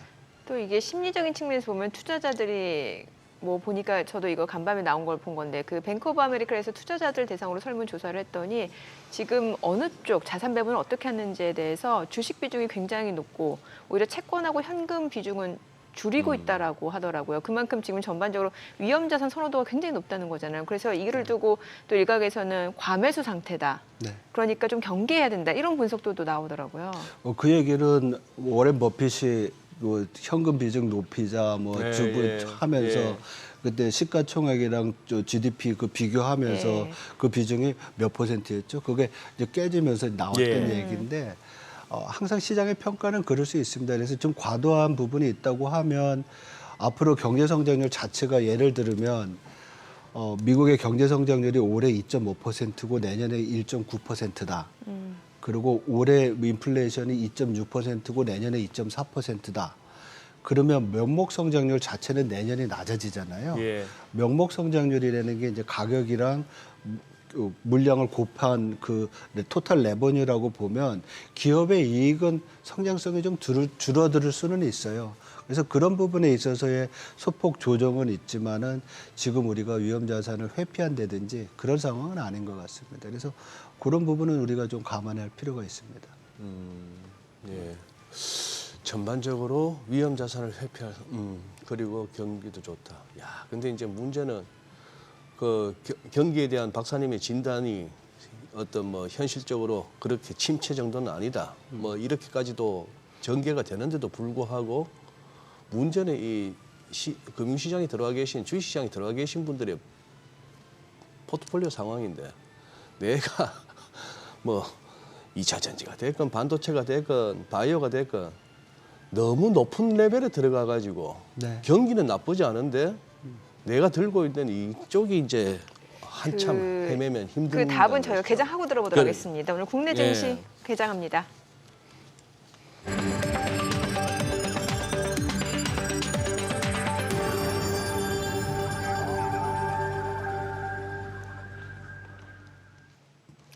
네, 10월 16일 수요일 국내 증시 개장했습니다. 간밤 뉴욕 증시 3대 지수 모두 하락했고요. 특히 반도체주들이 줄줄이 급락했습니다. ASML 원래 실적 발표는 우리 시간으로 오늘 오후 2시경이었습니다. 그런데 자체 웹사이트에서 기술적인 오류로 인해서 좀 일찍 또 유출이 됐습니다. 실적 EPS는 괜찮았습니다만 이제 실적 가이던스 측면에서 뭐 향후 순 매출이라든지 아니면 순 예약 부분에서 순 예약 건수에 대해서 시장 예상치를 하회했다는 측면에서 좀 실망 매물들이 많이 나오는 상황이었고 오늘 국내 증시도 일단 그 영향이 좀 예상이 되는 분위기였죠. 코스피가 1% 떨어집니다. 2,606포인트. 코스닥도 0.68% 하락입니다. 768포인트입니다. 양시장 하락 출발 보여주고 있고 이제 낙폭을 축소해낼 수 있는지 여부가 관전 포인트가 될 것 같습니다. 시가총액 상위 종목 시초가 보겠습니다. 삼성전자 2% 넘게 떨어집니다. 59,400원이고요. SK하이닉스도 4.5% 내림세입니다. 184,100원. LG에너지솔루션은 2% 강세입니다. 뭐 LG에너지솔루션은 앞서 저희 산업뉴스에서도 전해드렸는데 자체적인 모멘텀이 있죠. 이제 포드의 그 상용화되는 그 완성차에 대해서 배터리 공급 소식이 있습니다. 이 부분이 이제 주가 상승 모멘텀으로 이어지는 것 같습니다. 414,000원. 그리고 삼성바이오로직스는 1% 내림세로 106만7천원. 현대차가 0.4% 올라갑니다. 247,000원이고요. 기아는 1% 떨어집니다. 98,700원. 셀트리온 0.5% 하락으로 199,9,500원. 삼성전자 우선주도 떨어집니다. 52,200원. KB금융이 0.8% 하락합니다. 95,000원이고요. 신한지주도 1% 내림세로 57,200원에 거래되고 있습니다. 오늘 뭐 반도체주들, 뭐 금융주들 줄줄이 내림세를 보여주고 있는 상황이고 일부 개별적인 상승 모멘텀이 있는 종목들이 이제 호재에 힘입어서 좀 상승을 보여주고 있는 정도로 보시면 될 것 같고요. 코스닥 시가총액 상위 종목 시초가도 보도록 하겠습니다. 알테오젠이 1% 떨어집니다. 381,500원에 거래되고 있습니다. 하루 만에 어제 상승분을 일부 좀 반납하고 있는 모습이고 에코프로비엠이 0.2% 올라갑니다. 171,500원. 에코프로도 0.2% 소폭 상승 중이죠. 82,500원. HLB가 1.5% 떨어집니다. 어제 5% 반등을 보여줬는데 하루 만에 다시 좀 약세로 전환이 됐네요. 79,000원. 리가캠바이오가 1% 내림세로 124,500원이고요. 그리고 삼천당제약은 0.6% 하락으로 143,200원, 엔캠은 0.5% 올라갑니다. 지금 192,300원에 거래되고 있고요. 나흘 만에 좀 반등인데 반등폭이 그렇게 크지는 않네요. 클래시스가 1% 하락으로 64,000원, 휴젤은 오늘도 흐름이 좋습니다. 1.7% 상승, 지금 0.7% 상승 288,000원이고요. 리노공업이 3.6% 떨어집니다. 197,700원에 거래되고 있습니다. 오늘 시장에서 특징을 보여주고 있는 섹터 종목들 좀 체크를 해보도록 하겠습니다. 오늘 6개 관련주들 사실 어제 이제 마니커가 시간 외에서 좀 상한가를 기록한 모습이었는데 오늘 마니커 FNG가 14% 급등합니다. 3,430원을 중심으로 흐름이 이어지고 있고요. 하림도 4.9%, 5% 넘게 올라갑니다. 3,005원. 그리고 체리브로, 동읍팜투테이블도 지금 3%에서 2% 강세 보여줍니다. 오늘 마니커는 20% 급등을 하네요. 지금 6개 관련주들 올라가고 있는 상황이고 오늘 수산주들 흐름도 좋습니다. CJ시푸드가 10% 급등합니다. 3,640원 선이고요. 사조 시푸드도 지금 2% 강세 보여주고 있습니다. 7,200원. 그리고 한성기업 사조대림도 1% 안팎으로 상승을 보여주고 있습니다.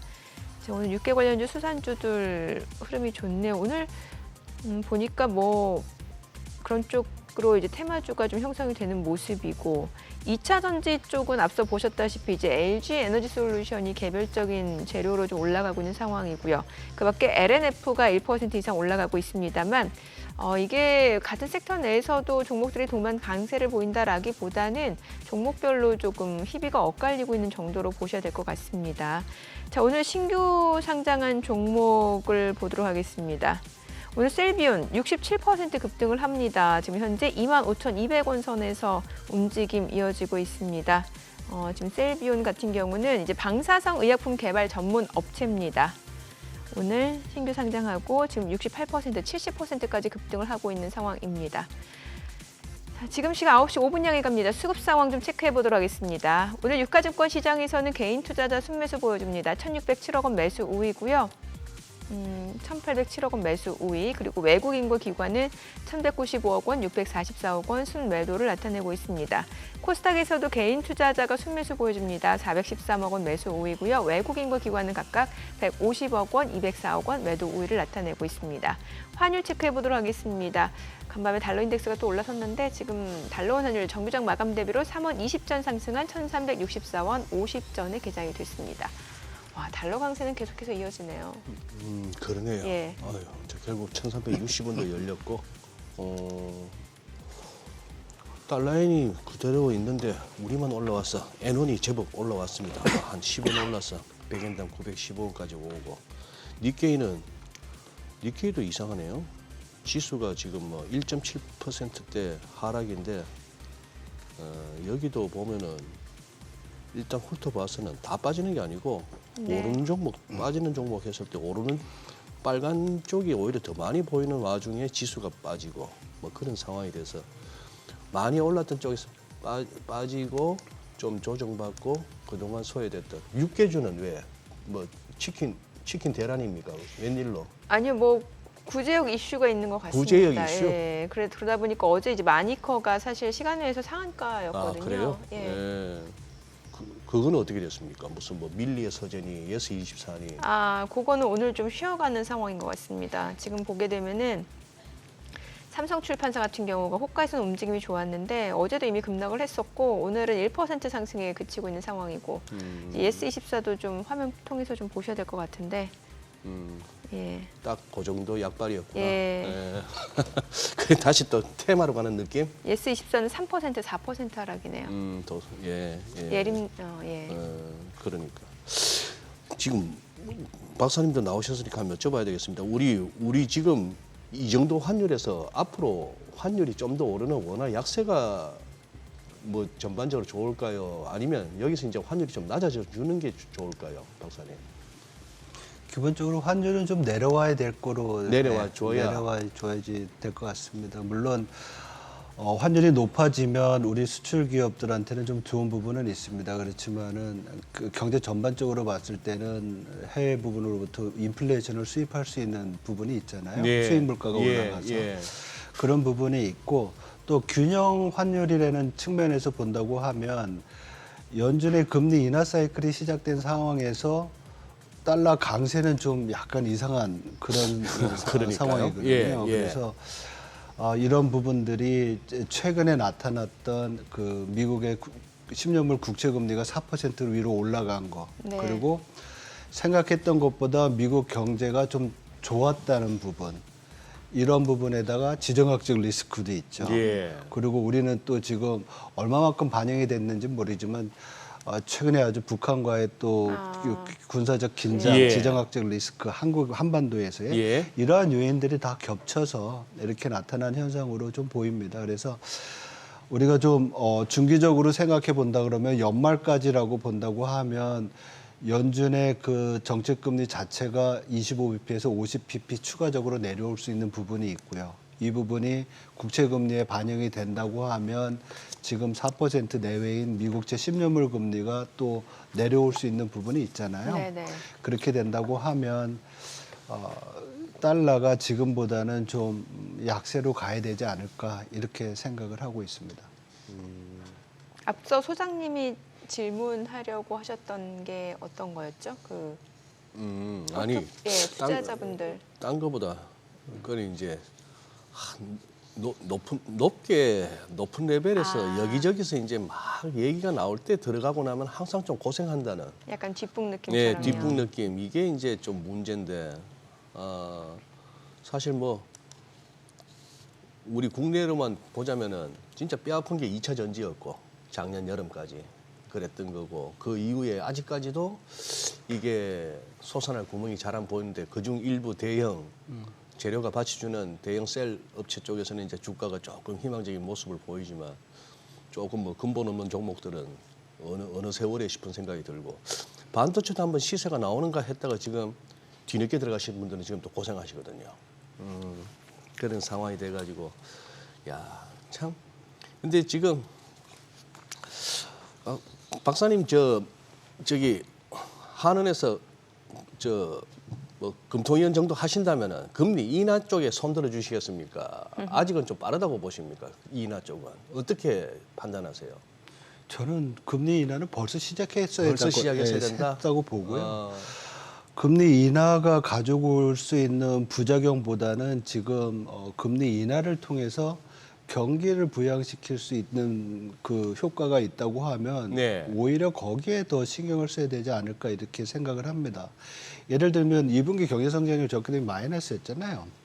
그리고 지금 민간 우리 소비 지출 이런 걸 보더라도 지금 6개월 연속 마이너스고 그리고 동행지수 순환 변동치 현재 경제 상황을 보여주는 거 예. 6개월 연속 기준치를 추세선을 하회하고 있고요. 예. 보통보다 못한다는 얘기거든요. 예.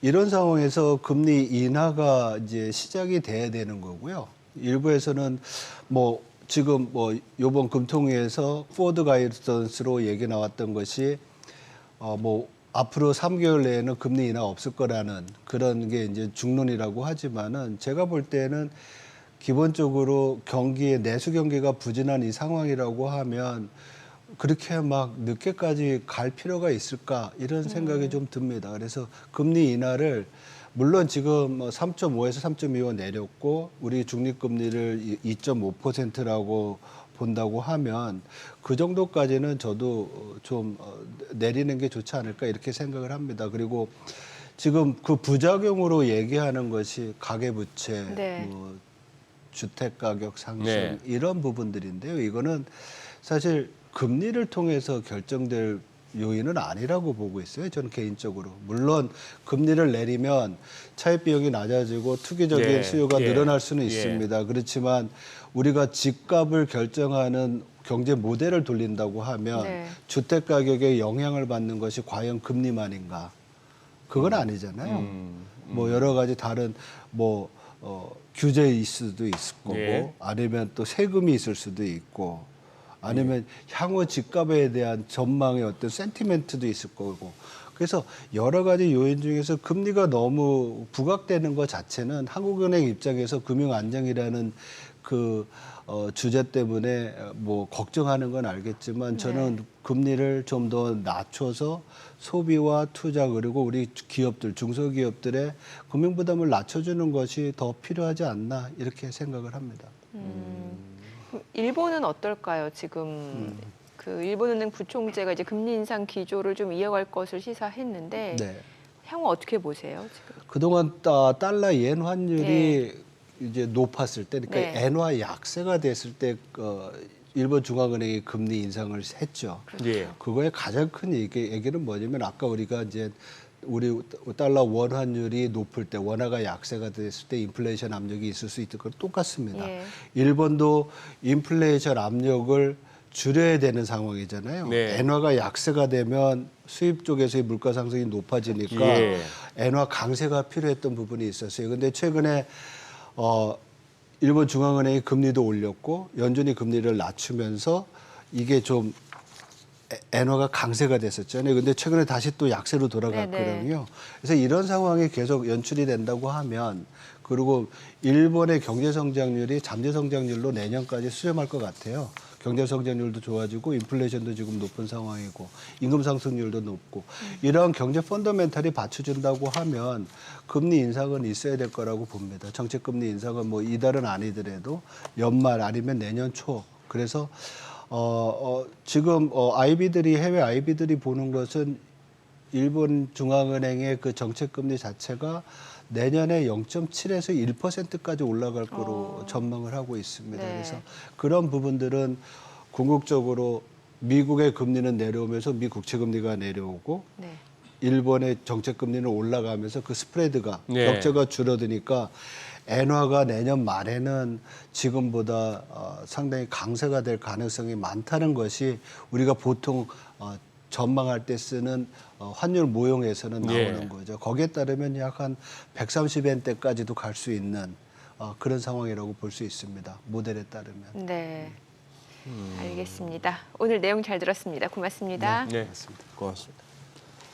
네, 저희 방송 중에 전해드린 내용과 관련해서 더 다양한 정보 원하시는 분들은 카카오톡 채널에서 크정 검색하셔서 친구 추가하시기 바랍니다.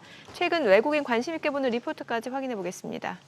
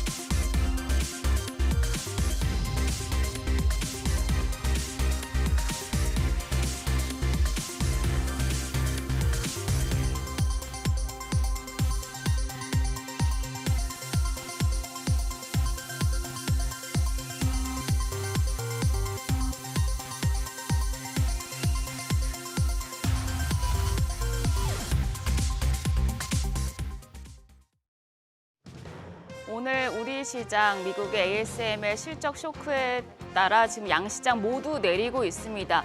반도체주가 큰 폭으로 내리다 보니까 지금 2차 전지주가 좀 선방하는데도 하단을 지켜주지 못하고 있는 상황인데요. 코스피가 1.2% 하락합니다. 현재 2601선에서 전개가 되고 있고요. 코스닥도 1.04% 약세로 765선에서 움직이고 있습니다. 수급 상황 보겠습니다. 오늘 유가증권 시장에서 메이저 수급 주체의 양매도가 나옵니다. 외국인 오늘 1,945억 원 매도 우위 기록 중이고요. 기관 역시도 1,281억 원 팔자 포지션 취하고 있습니다. 개인 홀로 3,433억 원 매수 우위 기록 중입니다. 코스닥 시장 매매 동향도 함께 보시죠. 코스닥 시장도 분위기 대동소이합니다. 외국인이 378억 원의 매도 우위, 기관 역시도 313억 원 팔자 포지션 취하고 있고요. 개인만 홀로 817억 원 사자세 기록 중입니다. 업종별 등락률이 큰 업종들 확인하시죠. 오늘 전기 제품과 가스, 유틸리티, 화학 업종 상승폭이 가장 큽니다. 반면에 반도체와 반도체 장비 업종 예상대로 조정을 받고 있고요. 전기 장비와 조선 업종도 낙폭이 큰 업종으로 나타나고 있습니다. 그럼 시장을 주도하는 테마 종목별 시세 체크해 보도록 하겠습니다. 오늘 육계 관련주가 상승합니다. 지금 러시아가 흑해 곡물 수출로인 우크라이나 오데사에 대한 공격을 재개했다는 소식이 있었고요. 더불어서 예년보다 열흘 정도 일찍 조류 인플루엔자가 검출됐다는 소식에 육계 관련주가 영향을 받고 있습니다. 마니커가 20% 넘게 올라갑니다. 거래가 1,132원이고요. 마니커 FNG 역시도 17.36% 급등하면서 3,510원 선에서 전개되고 있습니다. 그밖에 체리브루가 6%대 강세, 하림이 5.46% 상승하면서 2,995원에 나타나고 있고요. 동후팜투테이블 역시도 3.8% 올라갑니다. 현재 거래가 2,075원으로 집계되고 있습니다. 2차 전지 관련주 어제 시간의 거래에 이어서 상승합니다. LG 에너지 솔루션이 오는 2032년까지 완성차 업체 포드에 109GWh 대규모 상용차용 배터리를 공급한다는 소식에 관련주들의 전반적으로 투심이 개선되는 모습인데요. 관련주 내에서는 KNS가 7.02% 상승하면서 18,310원에 거래되고 있고요. 나인테크가 3.96% 강세로 현재 거래가 2,495원입니다. 한빛레이저 8% 넘게 올라갑니다. 5,350원 선에서 전개되고 있습니다. 그 밖에 제일 M&S가 3.35% 강세로 거래가는 13,270원, 원준도 6% 넘게 상승하면서 16,910원 선에서 움직이고 있습니다. 제약 업종이 양호한 흐름을 나타내고 있습니다. 특히 오늘 코스닥 시장에 셀비온이 상장한 데 따른 영향을 받고 있는데요. 셀비온 같은 경우에는 방사성 의약품 치료제와 진단제를 개발 생산하는 업체입니다. 오늘 이제 공모가 66% 상승하면서 공모가 대비해서 오르면서 현재 거래가 25,150원 전개가 되고 있고요. 테라젠 이텍스가 4.7% 상승합니다. 거래가는 3,565원. 동국제강이 1.35% 강세로 18,050원에 거래되고 있고요. ST팜이 0.09% 강보합입니다. 거래가는 109,200원입니다. 한편 고대역폭 메모리 HBM 관련 테마 낙폭이 가장 큰데요. ASML 실적 소크에 따른 영향입니다. ASML의 실적이 발표 예정일보다 하루 빠르게 자체 웹사이트에 일시적으로 노출된 사고가 발생했는데요. 실적 전망이 실망스러운 것으로 확인이 되면서 엔비디아가 5% 넘게 폭락하는 등 반도체 종목들 미국 시장에서 급락한 바 있습니다. 이에 따라서 우리 시장에서도 HBM 관련주 지금 줄줄이 내려가고 있는데요. 테크윙이 5.6% 하락하면서 35,400원 선, YC가 7% 넘게 하락하면서 13,340원에 거래되고 있고요. 한빛 반도체도 4.82% 하락합니다. 현재 거래가 106,700원. PSK홀딩스가 2.3%대 약세, 미래반도체도 4.64% 낙폭을 보이면서 현재 거래가 16,700원으로 나타나고 있습니다. 오늘 시장 전반적으로 부진한 흐름 보여주고 있는데요. 지금 우리 시장 ASML 실적 쇼크에 따른 반도체주들의 급락으로 지수가 하락하는 모습입니다. 오늘 2600선 지지 여부 중요하겠습니다. 지금까지 시장 상황 확인했습니다. 오늘 일본 증시는 니케이 지수가 38,941선으로 2.48% 급락하면서 출발합니다. 어제 3개월 만에 장중한때 4만 선을 회복했는데요. 그러나 오늘 뉴욕 증시에서 ASML의 영향으로 반도체주가 급락했죠. 이 여파로 니케이 지수도 다시 38,000대 선으로 내려왔습니다. 토픽스도 2,686선으로 1% 넘게 하락하면서 출발했고요. 달러엔 환율은 149엔대로 오늘 문을 열었습니다. 그럼 지난주 일합개미의 거래 내역 살펴보시죠. 먼저 3위는 도요타 자동차입니다.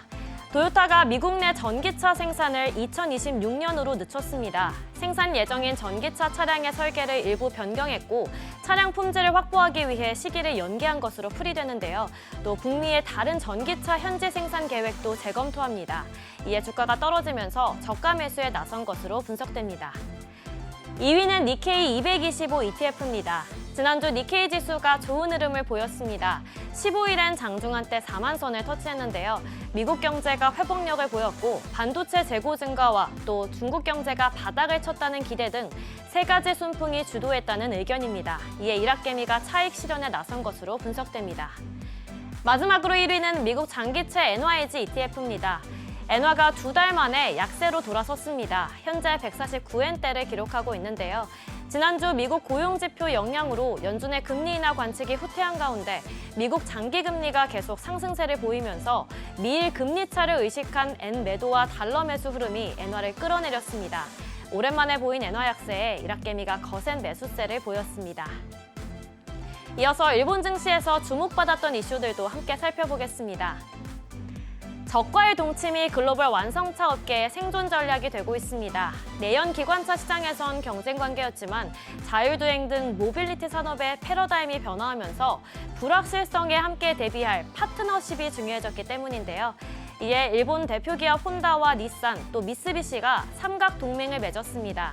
혼다와 닛산이 올해 3월에 협력 계획을 발표했고 미쓰비시가 지난 8월에 합류한 건데요. 이를 통해 차세대 소프트웨어 SDV 플랫폼을 양산하고 전기차 배터리와 또 전기구동 시스템 규격 통일 등에 협력할 예정입니다.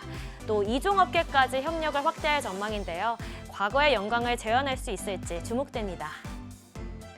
다음은 전력 설비주 히타치 소식입니다. 히타치가 일본 증시에서 시총 2위를 노리고 있습니다. 지난해까지는 시총 8위였다가 실적이 크게 개선되면서 올해 들어 주가가 97% 넘게 상승했는데요. 밸류에이션이 미국 주요 기술주와 비슷한 수준까지 오르면서 투자자들이 AI 투자 포트폴리오를 다각화하기 위해 히타치를 사들이고 있습니다. 또 디지털 전환에도 성공했는데요. 자체 개발한 루나다 플랫폼을 통해 고객들에게 디지털 솔루션을 제공하고 있죠. 이에 골드만삭스는 히타치가 IT, 전기, 또 인프라에 모두 관여하는 독특한 기업이라며 시너지 효과를 고려할 때 시장 가치에서 프리미엄이 발생할 가능성이 있다고 분석했습니다. 마지막으로 일본 반도체 관련 뉴스입니다.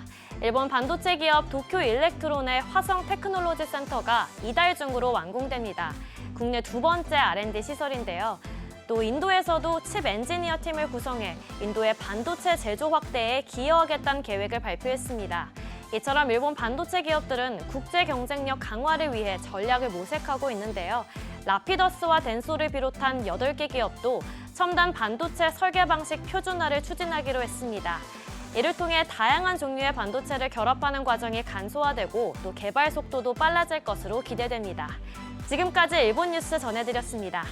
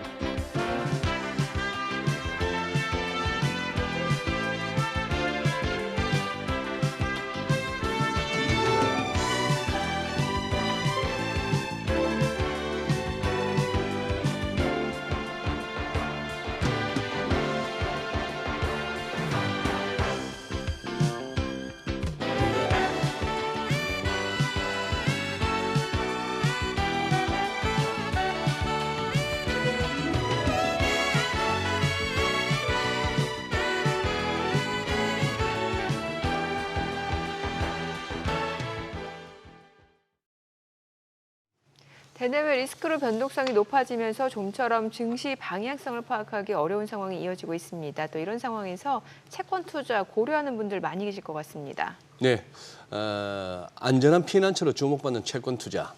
요즘 같은 장에서는 차라리 채권할까 싶은 생각도 많이 들 텐데요. 자, 오늘 GB 투자 자문 마경환 대표 모시고 채권 투자에 대해서 자세하게 알아보겠습니다. 어서 오세요. 네, 대표님. 안녕하세요. 예, 대표님 이게 투자 자문사인데도 불구하고 마 대표님 오늘 채권 투자에 관해서 말씀해 주신다고 주식이 아니고. 네, 맞습니다. 아니 그러면 회사의 고객들도 그럼 채권 투자를 하시나요? 네, 뭐 저희 투자 자문사, 일반 투자 자문사들 같은 공모주나 주식을 많이 하시는데 저희 같은 경우는 채권과 매크로 투자 위주로 하고 있습니다. 그러니까 뭐 사실은 채권이라는 게 매크로를 알아야 할 수 있는 게임이다 그렇죠. 보니까 네. 그쪽에 특화되어 있습니다. 예. 최근에 가장 핫했던 이슈 하나. 네. 어제 또 국무회의에서 대통령께서도 또 언급하기도 했는데 이 WGBI 그러니까 세계 국채 지수죠. 네, 맞습니다. 여기 우리가 편입됐다. 네. 뭐 어느 정도의 의미를 둘 만한 사건입니까?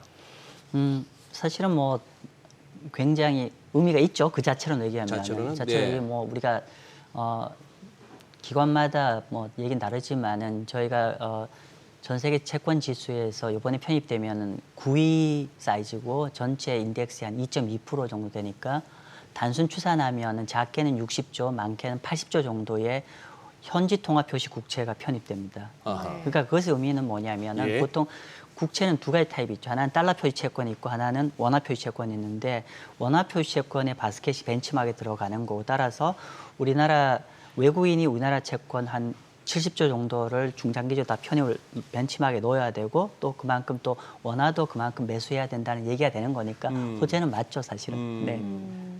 그렇다고 뭐 내년에 이게 편입된다고 해서 내년까지 기다렸다가 우리 한국 채권을 담을 선수들은 없을 거고 이미 한국 채권에 대한 매수세는 들어오고 있다고 봐야 되는 거 아닙니까?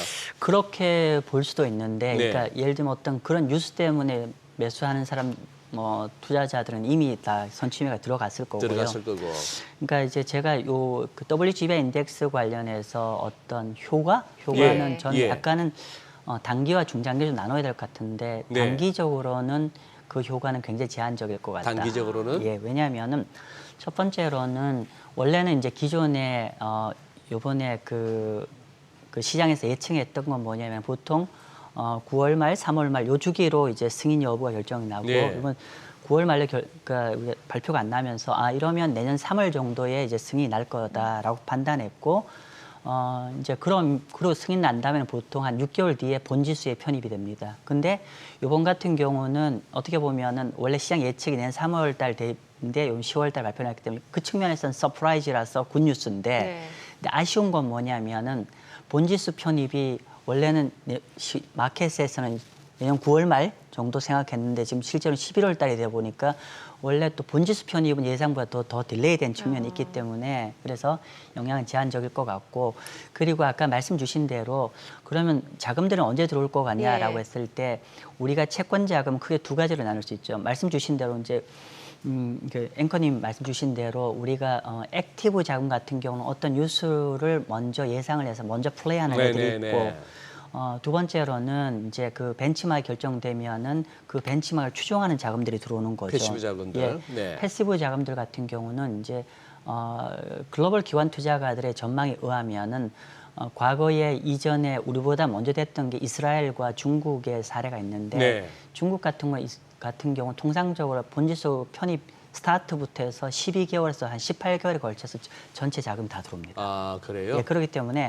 중장기적으로는 분명히 이게 저희한테는 호재인데 네. 근데 이 자체가 어떤 가격을 크게 밀어 올리고 금리를 팍 내린다는 측면보다는 사실은 채권 투자자 입장에서 약간 한국 국제 투자 입장에서 좀 불편한 요인은 뭐냐면 내년에 윤석열 정부가 약간 재정 적자를 확대하겠다는 측면을 발표를 했고 국채 발행 물량이 많을 거라는 게 어떤 시장 참여자들의 불편함이었는데 이번에 외국인들이 그만큼 어떤 매수 확충을 해줬기 때문에 채권 투자자 입장에서는 어떤 받침대 버프가 마련됐네요. 그렇죠. 그러다 보니까 네. 조금 더 편하게 한국 국채를 중장기로 투자할 수 있는 어떤 마련해줬다 이렇게 보면 될 것 같습니다.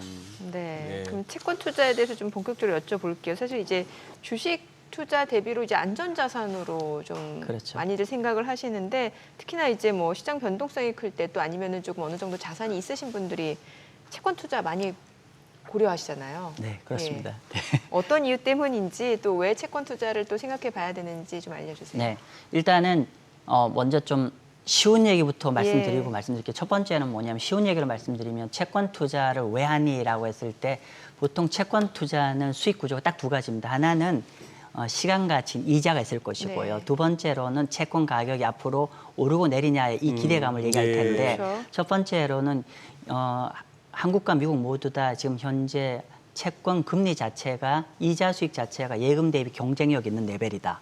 그래서 굳이 예금을 할 필요가 없는 거죠. 채권 금리 자체가 시간 가치만 하더라도 예금 대비 경쟁이 있는 상황이고 네. 두 번째로는 그 말씀은 이제 만기까지만 끌고 가면은 그렇죠. 딱 확정돼서 받는다. 그렇죠. 예금 금리보다 더 높은 네, 더 금리를 높은 받을 금리를 수 있는 받는다. 얘기고 네. 두 번째로는 중도에 매각할 수 있는 기회가 굉장히 높아졌다. 즉 채권이라는 거는 내가 처음에 살 때 대비해서 내가 팔고자 할 때 금리가 낮으면은 가격이 올라 있거든요. 예. 근데 현재 전 세계 주요 중앙은행들이 이제 긴축을 했다가 푸는 과정이기 때문에 확률적으로 채권 가격 금리가 내려갈 가능성이 높기 때문에 그러면 채권의 매각 차익 어떤 것도 많이 기대되고 있기 때문에 결론적으로는 채권 투자의 가장 두 가지 중요한 구성 요인 경쟁력이자 두 번째 앞으로 금리 하락에 따른 가격 상승 기대감 이 두 가지 때문에 네. 채권 투자를 하는 기본적인 논리일 것이고 조금 더 브로드하게 테크니컬하게 접근한다고 하면은 주식 대비해서 채권을 얘기한다고 했을 때 우리가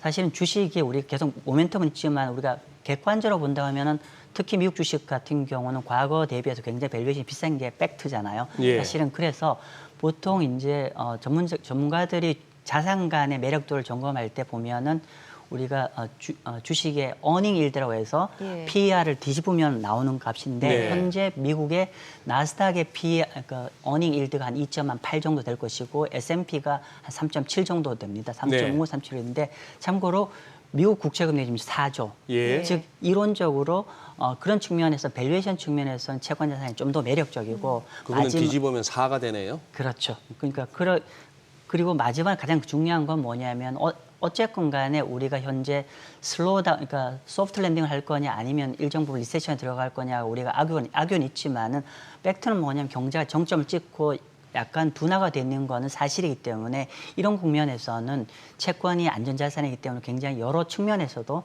우리가 좀 더 비중을 늘려야 되는 측면이 있지 않나 싶습니다. 네. 그러면 마 대표님 여기서 몇 가지 이제 한번 좀 정리를 한번 하고 가겠습니다. 네. 흔히 이제 FICC 할 때 그 앞에 FI가 채권 분야 쪽, 그쵸. 픽스드 인컴. 예, 맞습니다. 말씀하신 대로 내가 어느 시점에 들어가든 뭐 2년이든 5년이든 10년이든 만기 때까지 가면은 그 좌우지간 그 주어진 쿠폰 레이트는 딱딱 받는다 이 얘기가 될 것인데 그렇죠. 확정이죠. 확정이죠. 예. 그리고 만기 때까지 가서 뭐 미국 국채 같은 미국 정부가 부도날 일 없으면은 아무리 중간에 무슨 일이 나도 나는 내가 만기 때 가서 원리금 해서 얼마 받는다가 딱 계산이 나옵니다. 큰 돈은 못 벌지만. 그렇죠. 그렇지만 안전자산이죠. 네, 맞습니다. 근데 이 안전자산에도 약간의 함정이 있지 않습니까? 예를 들어 하이힐드 채권 같은 거. 네. 우리나라에서도 무슨 회사채, 일반 국채보다 금리는 많이 주는데 이자는 많이 주는데 어느 날 갑자기 휴지되는 경우 이런 경우도 있지 않습니까? 맞습니다. 예. 그래서 우리가 이제 사실은 우리가 주식도 굉장히 스펙트럼이 많은 주식들이 있는 것처럼 네. 사실 채권도 사실은 우리 시청자분들이 만약에 채권 투자를 한다면 공부 좀 하셔야 돼요. 왜냐하면은 채권도 스펙트럼이 넓어요. 예. 그래서 채권은 원래 우리 신용 등급에 의해서 채권을 구분하는 것이고 네. 가장 안전한 게 국채죠. 그리고 방금 이제 앵커님 말씀 주신 거는 WB 아래 채권을 우리가 하이힐드 채권이라고 하죠. 그래서 우리가 이제 가장 위에 안전한 국채와 하이힐드 채권은 비록 포장지는 같은 채권이지만 어떤 가격의 다이나믹스는 완전히 반대편입니다. 네. 즉 뭐냐면은 국채 같은 경우는 우리가 잘 알고 있는 바처럼 경제가 나빠질수록 가격이 올라가는 자산인 반면에 하이힐드 채권은 비록 금리는 훨더 국채보다 높지만은 상대적으로 가격의 움직임은 아까 말씀 주신 대로 경제가 나빠지면 부도 리스크가 커지기 때문에 오히려 주식처럼 가격이 확 밀리고 네.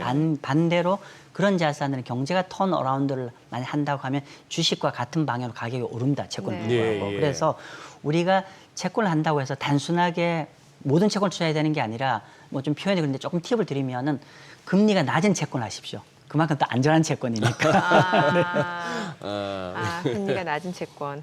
그럼 여기도 결국 하이 리스크 하이 리턴이네요. 그렇죠. 하이 리턴 하이 리스크. 그렇죠. 예.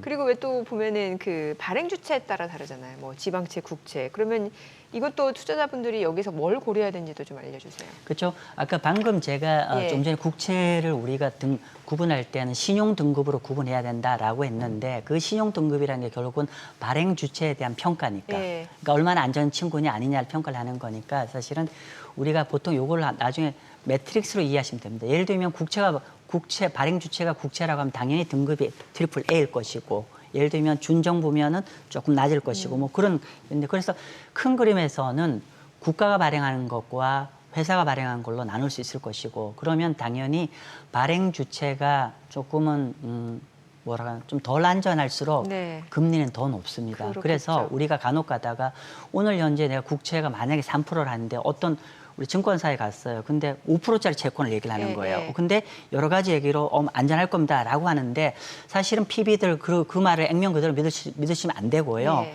이런 겁니다. 예를 들면은 오늘 국채 금리가 3%는 동일한 만기 채권이 10년짜리가 국채는 3%인데 지금 제시받은 게 5%라고 하면 사실 그 2%만큼이 더 위험한 채권이라는 걸 꼭 명심하고 투자하시길 바랍니다. 예. 예. 지금 그러면 대표님 그 고객들 이제 채권 투자 위주로 이제 GB투자자원이 운용된다 하셨는데 네. 국내 채권만 하시나요? 아니면 해외 채권도 하시나요? 전체 다 합니다. 전체 다. 예. 야, 이게 이제 지금 우리 국내 채권만 갖고도 스펙트럼이 넓다 하셨지만 아닌 말로 브라질 채권만 해도 네. 내 이걸로 돈 벌었다 하시는 고액 자산가 분도 많고 브라질 채권 때문에 내 망했다 하시는 분들도 많아요. 예. 어느 시점에 네, 맞아요. 거기다 여기는 또 환율까지 개입되니까 맞습니다. 굉장히 머리 아픈데 네. 자 그리고 또 다소 그것도 있고요. 이거는 돈 많은 사람들이 하는 거 아니야? 맞아요. 요즘 그러면 네. 조금 이렇게 뭐 몇백만 원 갖고도 가능한 거예요, 이거? 가능하죠. 가능해요. 가능하죠. 예. 그러면 한번 요 채권 투자하려면 어떻게 준비하시라 이렇게 한번 팁을 주신다면. 일단은 이제 우리가 우리 사실은 주식 같은 경우는 우리가 다들 웬만한 기초 지식들이 있기 때문에 투자하는데 네. 별 어려움이 없어요. 그런데 이제 그러다 보니까 채권의 시장이 좀 부족하다 보니까 증권사나 특히 증권사죠. 증권사 PB에 의존하는 경향이 있는데 근데 뭐 좀 표현이 거친다마는 증권사 친구들 100% 믿으시면 안 됩니다. 우리가 공부를 좀 하셔야 됩니다. 왜냐하면 증권사는 기본적으로 마진이 많이 난 상품 위주로 갈 수밖에 없어요. 예. 얘들 영리 기업이기 때문에. 그렇죠. 예. 그렇기 때문에 대전제는 우리가 채권 공부 조금 하십시오. 예. 채권 공부 좀 하시면 좋을 것 같고 두 번째로는 내가 만약에 채권 경험이 없다고 하면은 요즘 ETF라는 제도가 잘 발달돼 네. 있기 때문에 국내 상장된 ETF가 다양하게 있거든요. 네. 예를 들면 한국 국채, 미국 국채, 또 단기 국채, 장기 국채, 또 하이힐드 채권 굉장히 다양하게 많습니다. 그렇기 때문에 일단 소액으로 채권 ETF를 한번 투자해 보셔서 어떤 채권이란 속성이 어떤 다이나믹스로 움직이는지를 조금 먼저 판단하시고 좀 투자를 하시면 어떻겠냐 좀 싶습니다. 네. 채권 ETF를 먼저 한번 네. 투자를 해봐라. 예. 소규모로. 예. 그럼 앞서 소장님 말씀해 주신 대로 이제 국채 같은 경우는 이제 나라별로 있잖아요. 네, 맞습니다. 근데 우리가 흔히 인식하기로는 미국채가 제일 안전하다. 이렇게 생각을 하잖아요. 네, 일단은 이제 그러니까 이 채권 ETF를 하실 때 가장 많이 선호하시는 건 미국 국채 맞습니다. 예, 예. 근데 이제 저는 이렇게 얘기합니다. 만약에 여유가 있는 자산가라면 한국 국채와 미국 국채를 동시에 보유하기를 권해드리고요. 왜냐하면 목적이 조금 달라요. 예. 근데 만약에 내가 여유가 없는데 꼭 하나만 선택해라고 하면 저는 일반인이랑 조금 다른 얘기를 합니다. 네. 저는 미국 국채보다 한국 국채를 선호합니다. 이유는요? 이유는 불행히도 국채가 잘 되려고 하면은 금리가 내려가야 되잖아요, 중장기적으로. 네. 가격이 중장기 올라가니까, 예. 금리가 중장기 내려간다는 건 상대적으로 해당한 나라의 경제가 중장기적으로 안 좋다. 조금 저성장으로 빠져든다는 측면이 예. 되겠죠. 그래서 미국 같은 경우는 경제의 다이나믹스가 전 세계 모든 리소스가 다 오는 나라이기 때문에 일시적 금리 내려갈 수 있겠지만은 중장기적으로는 금리가 크게 내려가기 어렵고 오히려 조금 올라갈 수 있는 여지가 있는 반면에 저는 한국 국채 같은 경우는 중장기적으로 보면은 뭐 그렇게 되지는 말아야겠지만 일본으로 가는 어떤 경로도 우리가 조금은 좀 상정하고 투자를 해야 되는 거 아니냐라는 생각을 갖고 있습니다. 예. 아까 이제 채권을 갖다 만기까지 쭉 갖고 가시는. 네. 요게 이제 뭐 채권 얘기도 하는 말로 그 캐리를 먹겠다는 그 내용이죠. 그렇죠. 그렇고 네. 아니면 이제 중간중간에 금리 상황에 따라서 채권 가격 변동까지 먹겠다. 네. 차이까지 먹겠다 하는 그건데 사실 개인분들 가운데도 심지어 국채 선물 거래하시는 분들이 있으시단 말이죠.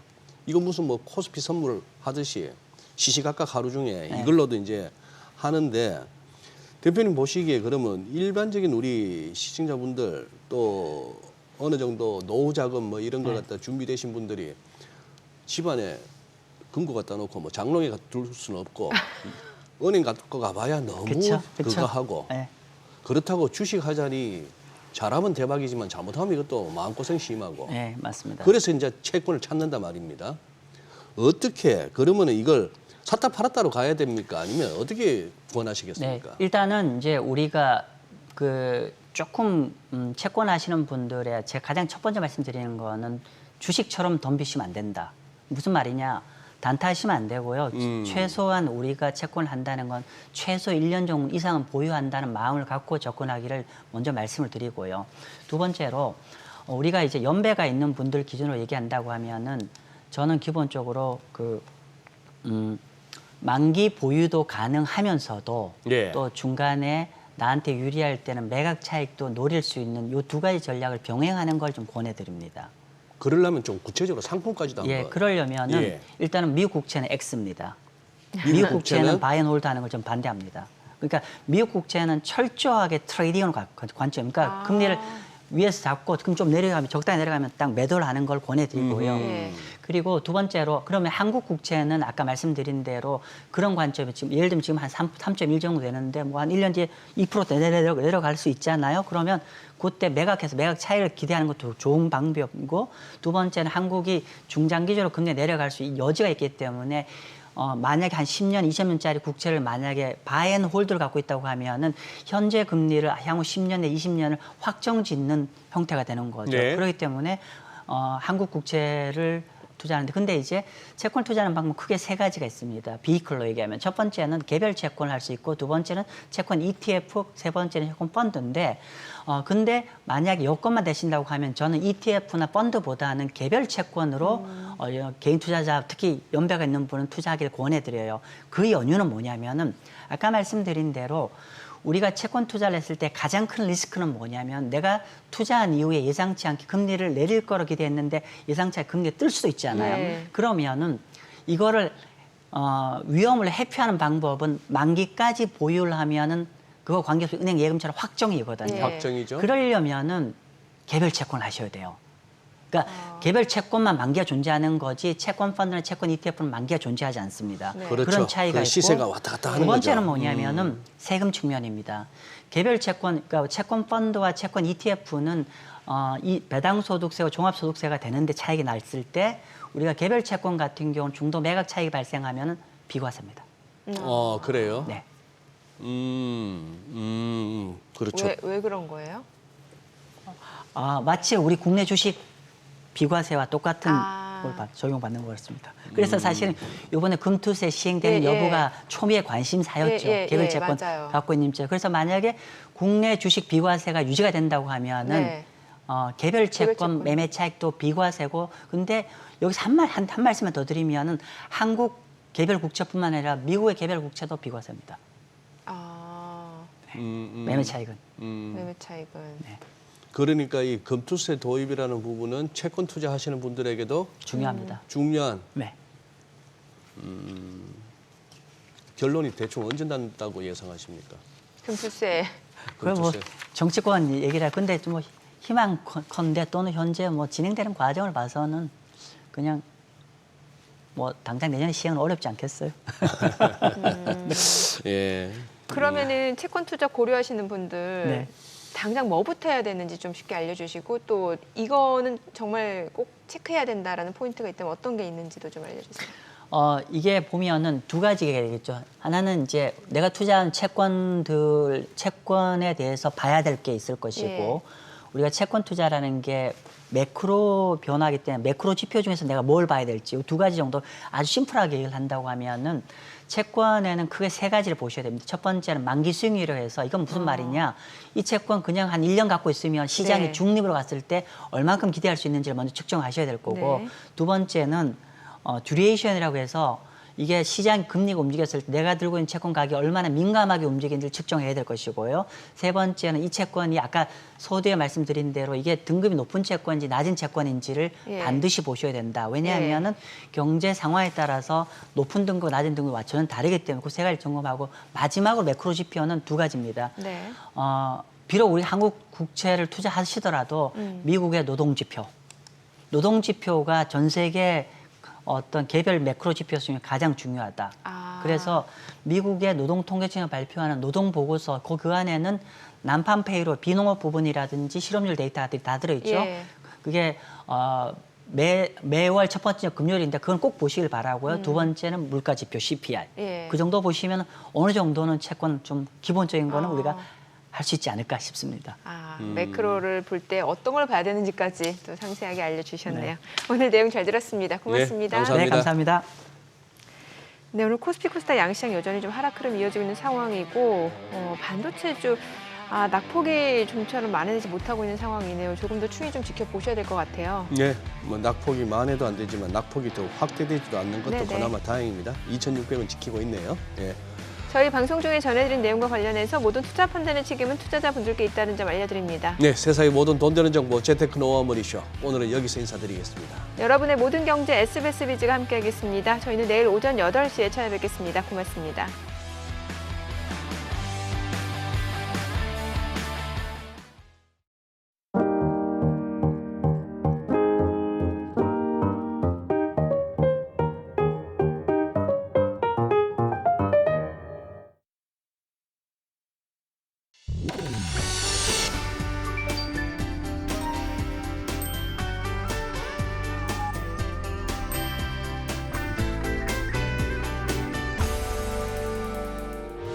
의견 있는 경제 채널 SBS 비즈.